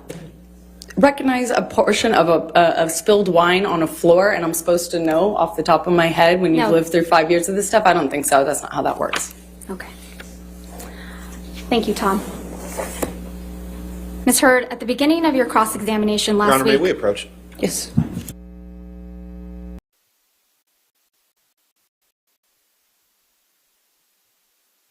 Important to me because I was the only one making the accusations. I was the only one making those claims. He wasn't doing that at the time, and he signed his name to it. You didn't expect as many people to show up and testify on his behalf that did you? Incorrect. When you told this jury under oath that you never assaulted... Actually, strike that, sorry, Your Honor. When you told this jury under oath that you punched Mr. Depp because you thought of Mr. Depp pushing Kate Moss down the stairs, you didn't expect Ms. Moss to agree to testify that never happened, did you? Incorrect. I know how many people will come out of the woodwork to be in support of Johnny. So It you is think clear Ms. by this Moss courtroom needs how to many come people out will of the do that. woodwork to testify for Mr. Depp? Everybody who was around in the 90s and the early aughts knew that rumor. I had heard that rumor from multiple people. Of course, that's what flashed through my head when my violent husband not only swung for me, but all of a sudden swung for my sister. Of course I thought of that. I did not expect her to show up or not expect her to show up. It didn't matter. It doesn't change what I believed at the time when we were on the stairs and I thought he was going to kill my sister by pushing her down the stairs. You told this jury under oath that Mr. Depp was aggressive and trashed a trailer in Hicksville. You didn't expect the manager of the Hicksville property, Morgan Knight, to come forward and testify that was untrue, did you? Incorrect. I've already been through trials with this man. I know how many people will come out in support of him. When you told this jury under oath that you had no idea that the paparazzi would be at the courthouse on May 27th, 2016, you didn't expect a TMZ employee to show up to testify that TMZ had been alerted that you would be at the courthouse and knew exactly which side of your face to take a picture of, did you? I know how many people will come out and say whatever for him. That's his power. That's why I wrote the op-ed. I was speaking to that phenomenon. How many people will come out in support of him and will fall to his power? He is a very powerful man, and people love currying favor with powerful men. Currying and I know favor that and firsthand. I've risking lived jail it. time for committing perjury? Excuse me? I didn't hear your You question. didn't hear Excuse my me? question? Ms. Vasquez, if you do mind, Curry- please just repeat the question. I didn't hear you. Curry favor and commit perjury in this courtroom? I have For a seen people do powerful this. man? I have seen people do this time and time again. That's why I wrote the op-ed. You didn't expect Ben King, the House manager in Australia, to show up from England. He flew from England to testify that Mr. Depp's fingertip was found exactly where he said it would be. Did you? I have never heard Johnny testify to knowing where his finger was, or really, frankly, making a claim that he knew where it was when it was found. I've never heard Johnny claim that. You didn't expect Johnny Keenan doesn't- Wyatt. Johnny has never Ms. actually Heard. said that. Ms. Heard. And I think the Ben jury King, can, yes. Ms. Heard, there's no question pending. You didn't expect Keenan Wyatt, Mr. Depp's longtime sound technician, to show up and testify that Mr. Depp is not being fed lines through his earpieces, but instead music, did you? Not that it matters much, but of course I did. I know how his employees treat him. So you I know how probably- his team treats him. Of course I expected that. Okay, so you probably expected Isaac Baruch to come and testify for Mr. Depp, right? I'm not sure I thought about that. Yeah. But you didn't expect Mr. Baruch to weep for Mr. Depp after what you've put him through and so many others with your lies. I did you? relate to Isaac because he and I are There's the no only further ones who questions, Your cried Honor. on this stand. Nothing further. All right. Redirect.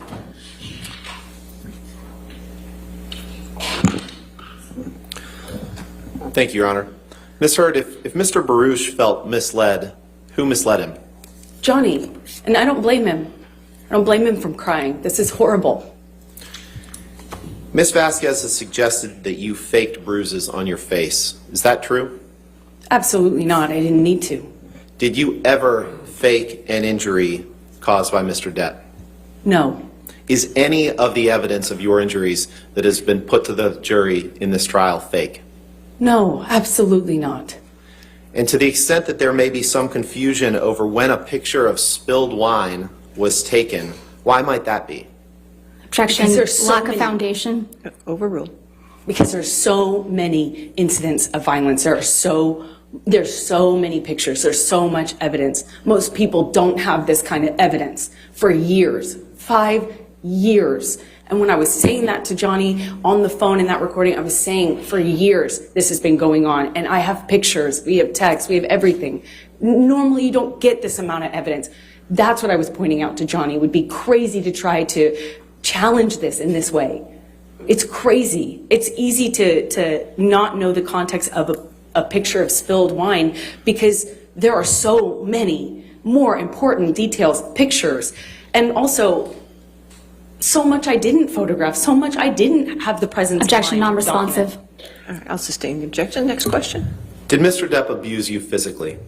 Yes, Verbally? yes, Emotionally? yes, Psychologically? yes.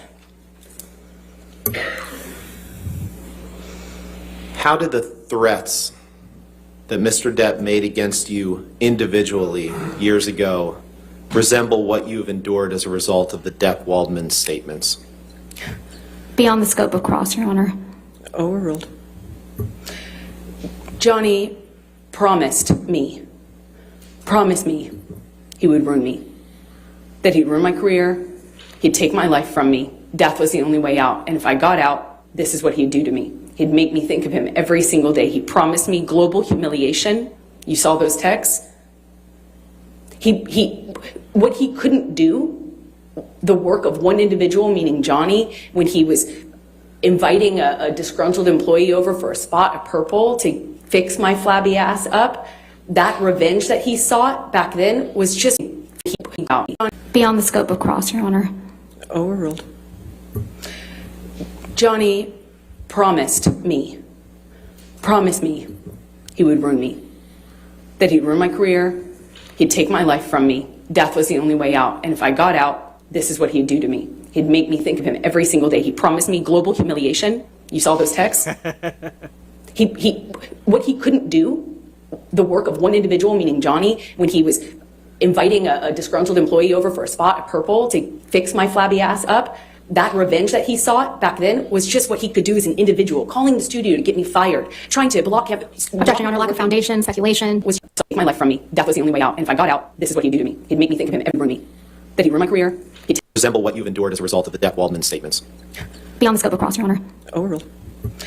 Johnny promised me he would ruin me. That he'd ruin my career. He'd take my life from me. Death was the only way out. And if I got out, this is what he'd do to me. He'd make me think of him every single day. He promised me global humiliation. You saw those texts? What he couldn't do, the work of one individual, meaning Johnny, when he was inviting a disgruntled employee over for a spot of purple to fix my flabby ass up, that revenge that he sought back then was just what he could do as an individual, calling the studio to get me fired, trying to block Objection, Your Honor, lack of foundation, speculation, hearsay, all not responsive. I'll take it as non-responsive. Ms. Hurd, how did those things that you just testified to that Mr. Depp did, how did those resemble what happened to you after the Depp Waldman counterclaim statements were made? Those are Objection, Your Honor, lack of foundation. She's overruled. Thank you. Thank you, Your Honor. those are just an echo of what I'm living through today. It's like what I'm living in right now. What you see in this courtroom is an echo. This courtroom and the other courtroom he dragged me into to do the same thing again. That's just an echo of the violence and the abuse that I suffered within our relationship. The campaigns to have me fired, the blocking me to try to ruin my career, the threats he's made to humiliate me globally are being lived out in real time in front of you, ladies and gentlemen, for the past 6 weeks and for the whole world since our camera's here. No further questions. Thank you so much, Amber. All right, Ms. Hurd, you can have a seat next to your attorneys. If I could have the attorneys approach. Just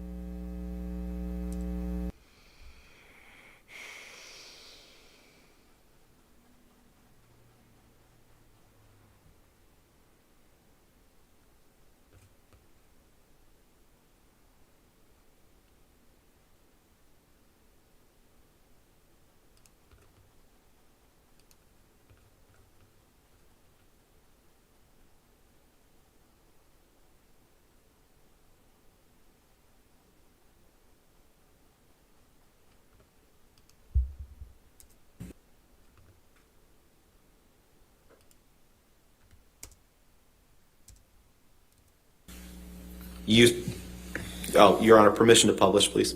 do you want to put in evidence first? Move for admission of Any 857A. objection? No objection. All right, 857A, as redacted, will be in evidence. Thank you, Your Honor. And in this text, Mr. Depp, you said, she's begging for total global humiliation. She's going to get it. I'm going to need your texts about San Francisco, brother. I'm even sorry to ask, but she sucked Mollusk's crooked dick and he gave her some shitty lawyers. I have no mercy, no fear, and not an ounce of emotion, or what I once thought was love for this gold-digging, low-level, dime-a-dozen, mushy, pointless, dangling, overused, flappy fish market. I'm so fucking happy she wants to go to fight this out. She will hit the wall hard. And I cannot wait to have this waste of a cum guzzler out of my life. I met a fucking sublime little Russian here, which made me realize the time I blew on that 50-cent stripper. I wouldn't touch her with a goddamn glove. I can only hope that karma kicks in and takes the gift of breath from her. Sorry, man, but now I will stop at nothing. Let's see if Mollusk has a pair. Come see me face to face. I'll show him things he's never seen before, like the other side of his dick when I slice it off. Did I read that right? You did. Now, not long after this, you can take that down, Michelle, thank you. Not long after this, you met Mr. Waldman. Mr. Depp, you sent this text to Christian Carino on August 15th? I most certainly did. Okay. And in this text that you sent to Christian, now Christian Carino is the person who used to be Amber's agent and then was your agent for a time, correct? That is correct. And in this text, Your Honor, permission to publish, please. Do you want to put in evidence first? Move for admission of Any 857A. objection? No objection. All right, 857A, as redacted, will be in evidence. Thank you, Your Honor. And in this text, Mr. Depp, you said, she's begging for total global humiliation. She's going to get it. I'm going to need your texts about San Francisco, brother. I'm even sorry to ask, but she sucked Mollusk's crooked dick and he gave her some shitty lawyers. I have no mercy, no fear, and not an ounce of emotion, or what I once thought was love for this gold-digging, low-level, dime-a-dozen, mushy, pointless, dangling, overused, flappy fish market. I'm so fucking happy she wants to go to fight this out. She will hit the wall hard, and I cannot wait to have this waste of a cum guzzler out of my life. I met a fucking sublime little Russian here, which made me realize the time I blew on that 50-cent stripper. I wouldn't touch her with a goddamn glove. I can only hope that karma kicks in and takes the gift of breath from her. Sorry, man, but now I will stop at nothing. Let's see if mollusk has a pair. Come see me face to face. I'll show him things he's never seen before, like the other side of his dick when I slice it off. Did I read that right? You did. Now, not long after this, you can take that down, Michelle, thank you. Not long after this, you met Mr. Waldman in the late summer, fall of 2016, correct? I believe, yeah, September, October, somewhere in there, whatever. And he's been your attorney since then, correct? Yes, sir. And you met with him with the Daily Mail in London in February 2020, didn't you? I'm sorry, again? You and Mr. Waldman together met with the Daily Mail in London in February 2020, didn't you? Are you asking me a question about my attorney and I? Yeah. Oh, yeah. Didn't you? Yeah, Lori, you heard that right. It's crooked D. We call it Deke. Okay, Lori, so there's something funny that happened. So our slang for that word is Deke. So to explain the origins of Deke is there is a time where I was watching the Diddy trial, and there's some homeless dude outside the courthouse, and somebody was screaming at the top of his lungs, "Free Deke, free Deke," and I thought he was saying, like, why are you saying you want that outside of a courthouse? Dude was screaming, "Free Deke! Free Deke!" I'm like, good for you, man. At a New York City courthouse, you're going to scream that there's free Deke. I mean, how are they allowing this to happen? But it was actually free Diddy. I was like, oh. I thought the dude was screaming for like 3 hours. Free Deke. So I was talking about it on the stream, and Sharon and some of the others were like joked out with me hysterically. And then we came up with a free Deke as a joke. So the new one, when we're looking, when I reacted to this, it was hilarious. We were all joked out, and it was of crooked Deke. So this is crooked Deke. Yeah, we're going to hear this again because it's true. It's true. As redacted will be in evidence. Thank you, Your Honor. And in this text, Mr. Depp, you said, she's begging for total global humiliation. She's going to get it. I'm going to need your texts about San Francisco, brother. I'm even sorry to ask, but she sucked Mollusk's crooked dick and he gave her some shitty lawyers. I have no mercy, no fear, and not an ounce of emotion or what I once thought was love for this gold-digging, low-level, dime-a-dozen, mushy, pointless, dangling, overused, flappy fish market. I'm so fucking happy she wants to go to fight this out. She will hit the wall hard. And I cannot wait to have this waste of a cum guzzler out of my life. I met a fucking sublime little Russian here, which made me realize the time I blew on that 50-cent stripper. I wouldn't touch her with a goddamn glove. I can only hope that karma kicks in and takes the gift of breath from her. Sorry, man, but now I will stop at nothing. Let's see if Mollusk has a pair. Come see me face to face. I'll show him things he's never seen before, like the other side of his dick when I slice it off. Did I read that right? You did.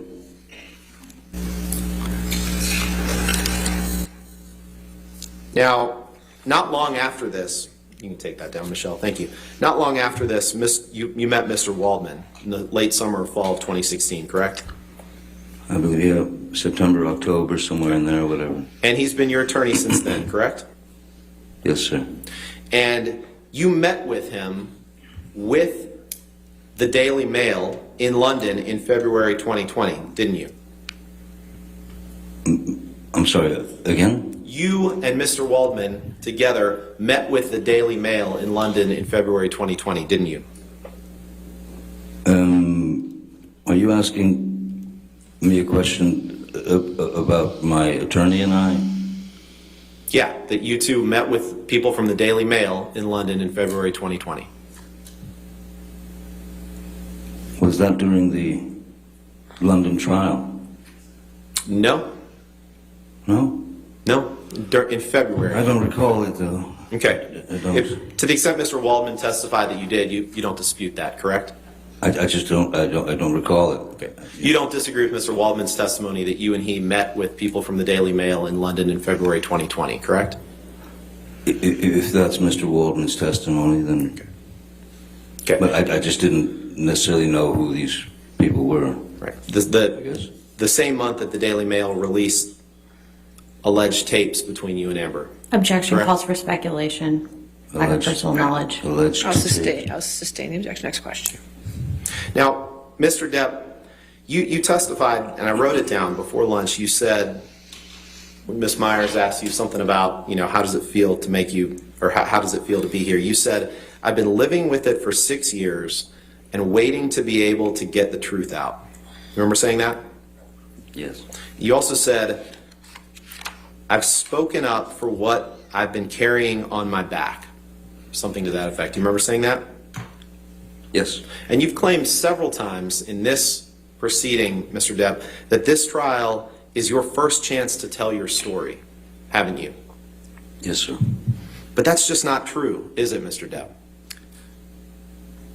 That is not true. No, for me it is true. Okay, well, here's the thing. The fact is, Mr. Depp, when Dan Wooten wrote an article that was published in The Sun calling you a wife beater, you brought a lawsuit against The Sun in June of 2018, correct? Yes, I brought And that was 6 months before Miss Heard ever wrote her op-ed, correct?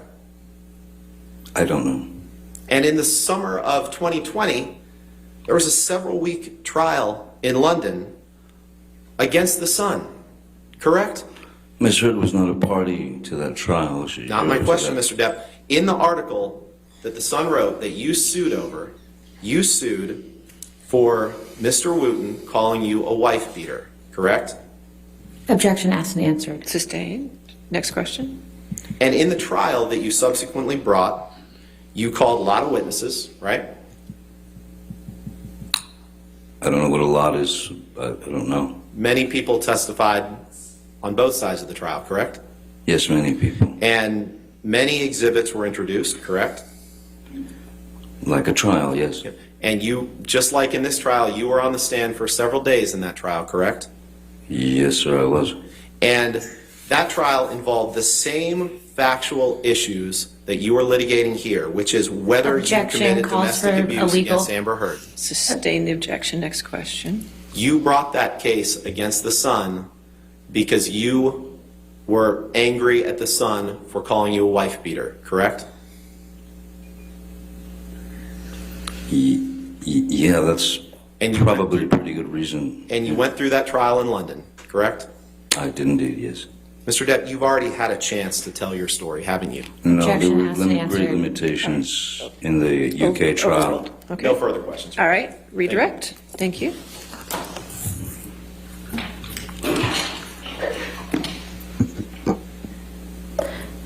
Mr. Depp, Mr. Rottenborn asked you some questions about the UK trial. Why do you feel that this is the first time that you've actually had an opportunity to tell your story and, as you said, get the load off your back? As the UK trial was me suing Dan Wooten and The Sun for defamation for calling me a wife beater. The UK have there are different laws, there are different ways they handle things. There are also limitations in evidence. Some things can be brought up, some things cannot be Your Honor, brought up. as I said, it calls Mr. for a legal Rottenborn. conclusion. He's talking about limitations in evidence in the English. Your Honor, he's talking about his experience testifying. Overruled. You'll be okay. Yes, there is a very everything is quite boxed in with regard to what can be said, what can be spoken about. So Ms. Heard provided information to the Sun as their star witness, but the case was not brought against Ms. Heard. It was brought against the Sun newspaper, journal, whatever it is. Mr. Rottenborn referenced that you were on the stand for multiple days. 4.5, I believe, yes. Yeah. What was the nature of that examination? Or, excuse me, who was conducting that examination of you? QC Sasha Was, And whose attorney was that? the Sun's. Can we please pull up DX 857A? All right, it's already in evidence, so we can publish it. Mr. Depp, do you recall seeing this text message when Mr. Rottenborn was questioning you? Oh, yes, I do. Can you explain what you're conveying to Mr. Carino in this text message?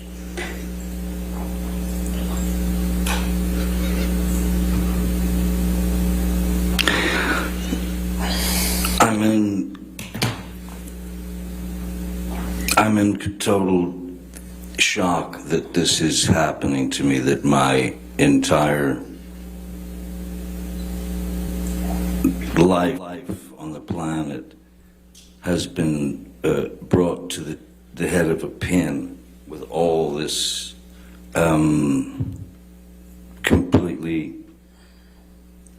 utterly false information. So I am, when you're accused of horrific acts and things that you have not done, when it's actually some very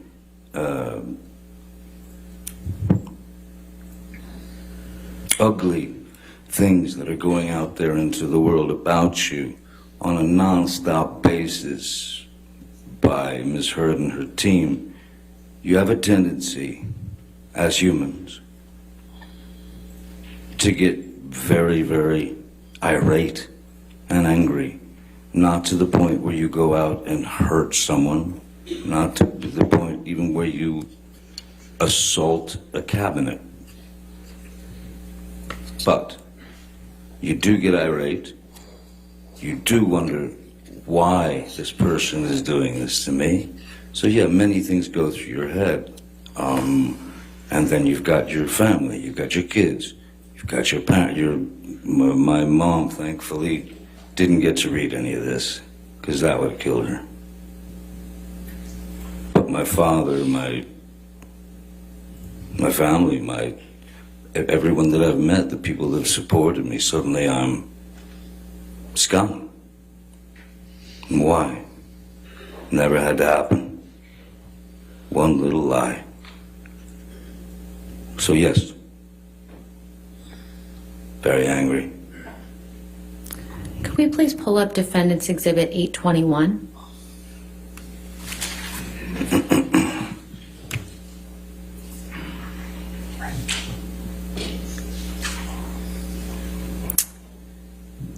Mr. Depp, do you recall seeing this text message when Mr. Rottenborn was asking you questions? Yes, he loves this one, yes. Yes. Would you care to explain what you're trying to convey in this text message? Well, Warner Brothers were about to find themselves in quite a dilemma as the person that they had just cast. Objection, Your Honor. Lack of foundation as to what Warner Brothers knew or thought. Didn't I meet with them? All right, if you could just wait for the question. I'll sustain the objection. Next question. Mr. Depp, without explaining what Warner Brothers felt, why did you send this text message to your sister? And what were you trying to convey to your sister when you sent this text message?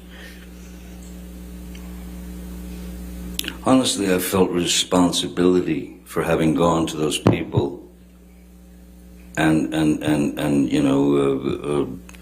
painted such a beautiful picture. Objection. Hearsay, Your Honor. Now he's talking about what he said to Warner Brothers. Overruled. Please continue. You change seats. So, sorry, you can continue.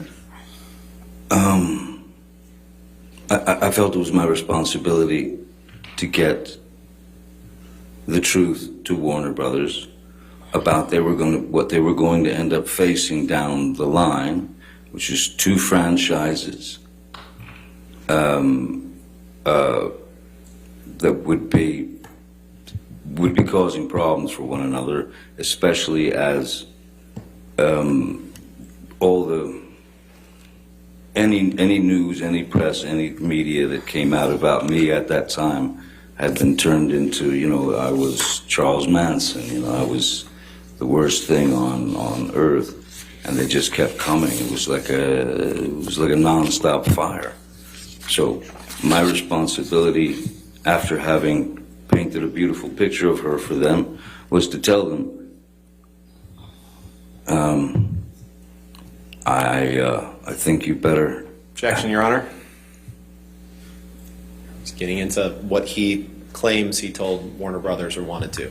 He's saying what he wanted to tell them. He's not saying what he actually told them. I'll sustain the objection. Next question. Mr. Depp, you mentioned 2 franchise films with Warner Brothers. What 2 franchise films are you referring to?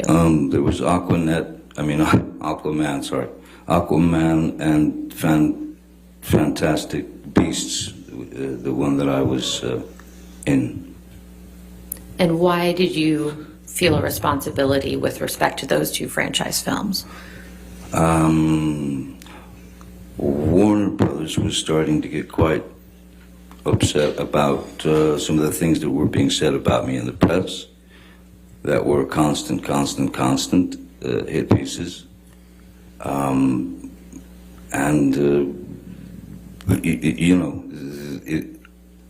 one level, yes, it's just acting, it's just movies, but it's business, and it's your word. And I had given my word to them, and I felt responsible that I had to tell them exactly what was going on, and that it was going to end up ugly. And which of those 2 film franchises were you a part of? I'm sorry? Which of those 2 film franchises were you a part of? I was in Fantastic Beasts and Where to Find Them, and I was in the Fantastic Beasts: The Crimes of Grindelwald.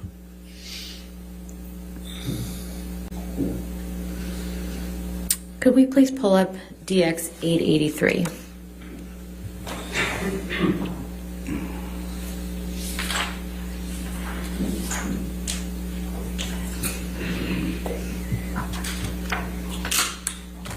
Now, Mr. Depp, do you recall seeing these text messages during Mr. Rottenborn's examination?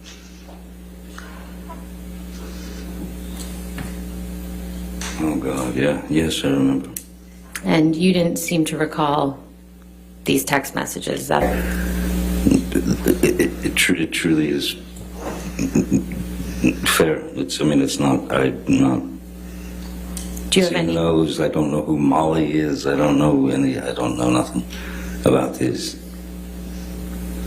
Do you have any understanding of what you're referring to in this text message? Or these 2 text messages? No. I honestly, if somebody else had borrowed my phone or something and made this text to Stephen, possibly. But I don't understand the. I don't have that kind of. I don't write like I don't have that kind of hubris or expectation. That's quite grotesque text. Can we take that down, please? Can we please pull up Defendant's Exhibit 1821?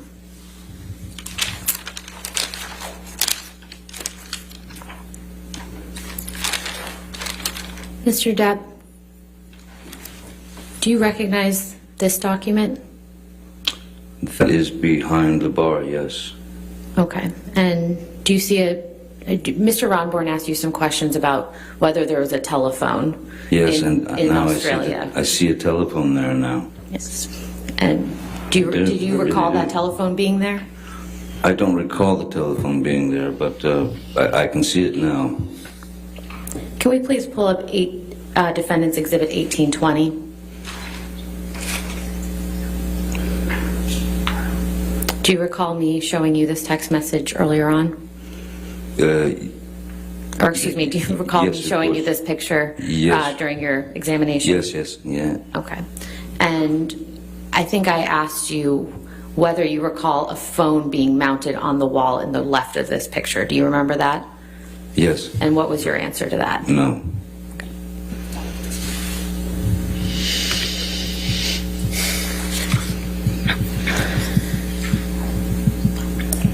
Mr. Depp, Mr. Rottenborn asked you some questions about your honeymoon. Do you remember that? Yes, And I believe you had testified that you and Miss Heard were on the Orient Express together. that's correct, yes. Where had you been prior to being on the Orient Express? We had been in Australia, and then made it over to Thailand to catch the Orient Express. If we could bring up the Plaintiff's Exhibit 162 again.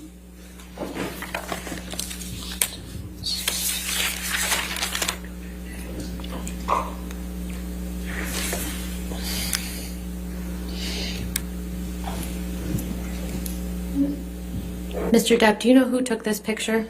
Malcolm Connolly. And despite what Mr. Rottenborn showed you about the picture of you prior to this, do you see a bruise on your face in this picture? I see like what looks like a pretty decent shiner and a kind of a scratched up nose, yes. And do you recall how you got the scratches and the shiner? There was a very brief freak out that Miss Heard had in our cabin just before this dinner. I can't remember why, but there were many. I remember taking the photograph, though. I mean, I remember being there. I remember meeting the chef and all. But I mean, the quality of the photo is not great. The quality of the other photo that he showed us has been prettied up. Mr. Depp, did you ever physically abuse Miss Heard during your relationship? Never. Never. No further questions. All right, sir, you can have a seat next to your attorneys. Thank you. Thank you very much.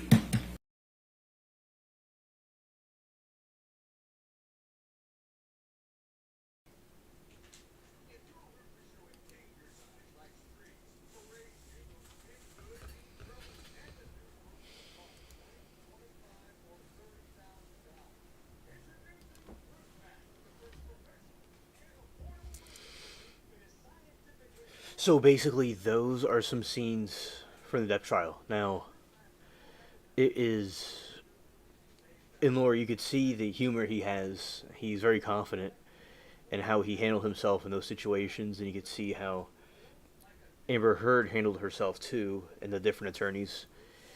And yeah, it really is good with comedy and showing about how these two characters didn't get along and how it fizzled out. Where she seems not believable and he seems more believable, and his calm, logical demeanor is another factor that contributed to the way he is perceived. And it's good that he perceived himself that way, unlike how Amber handled herself. Yeah. And also, hello Dodgers, good to see you, buddy. Now, it was interesting talking about the trees too. The ones over there, they're very different looking. They look like alien trees. Right.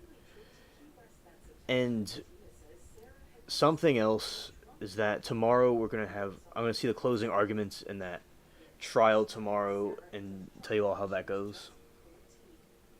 And we're also in the close to Halloween season. I call it the spooky season. I like it. It's one of my favorite seasons.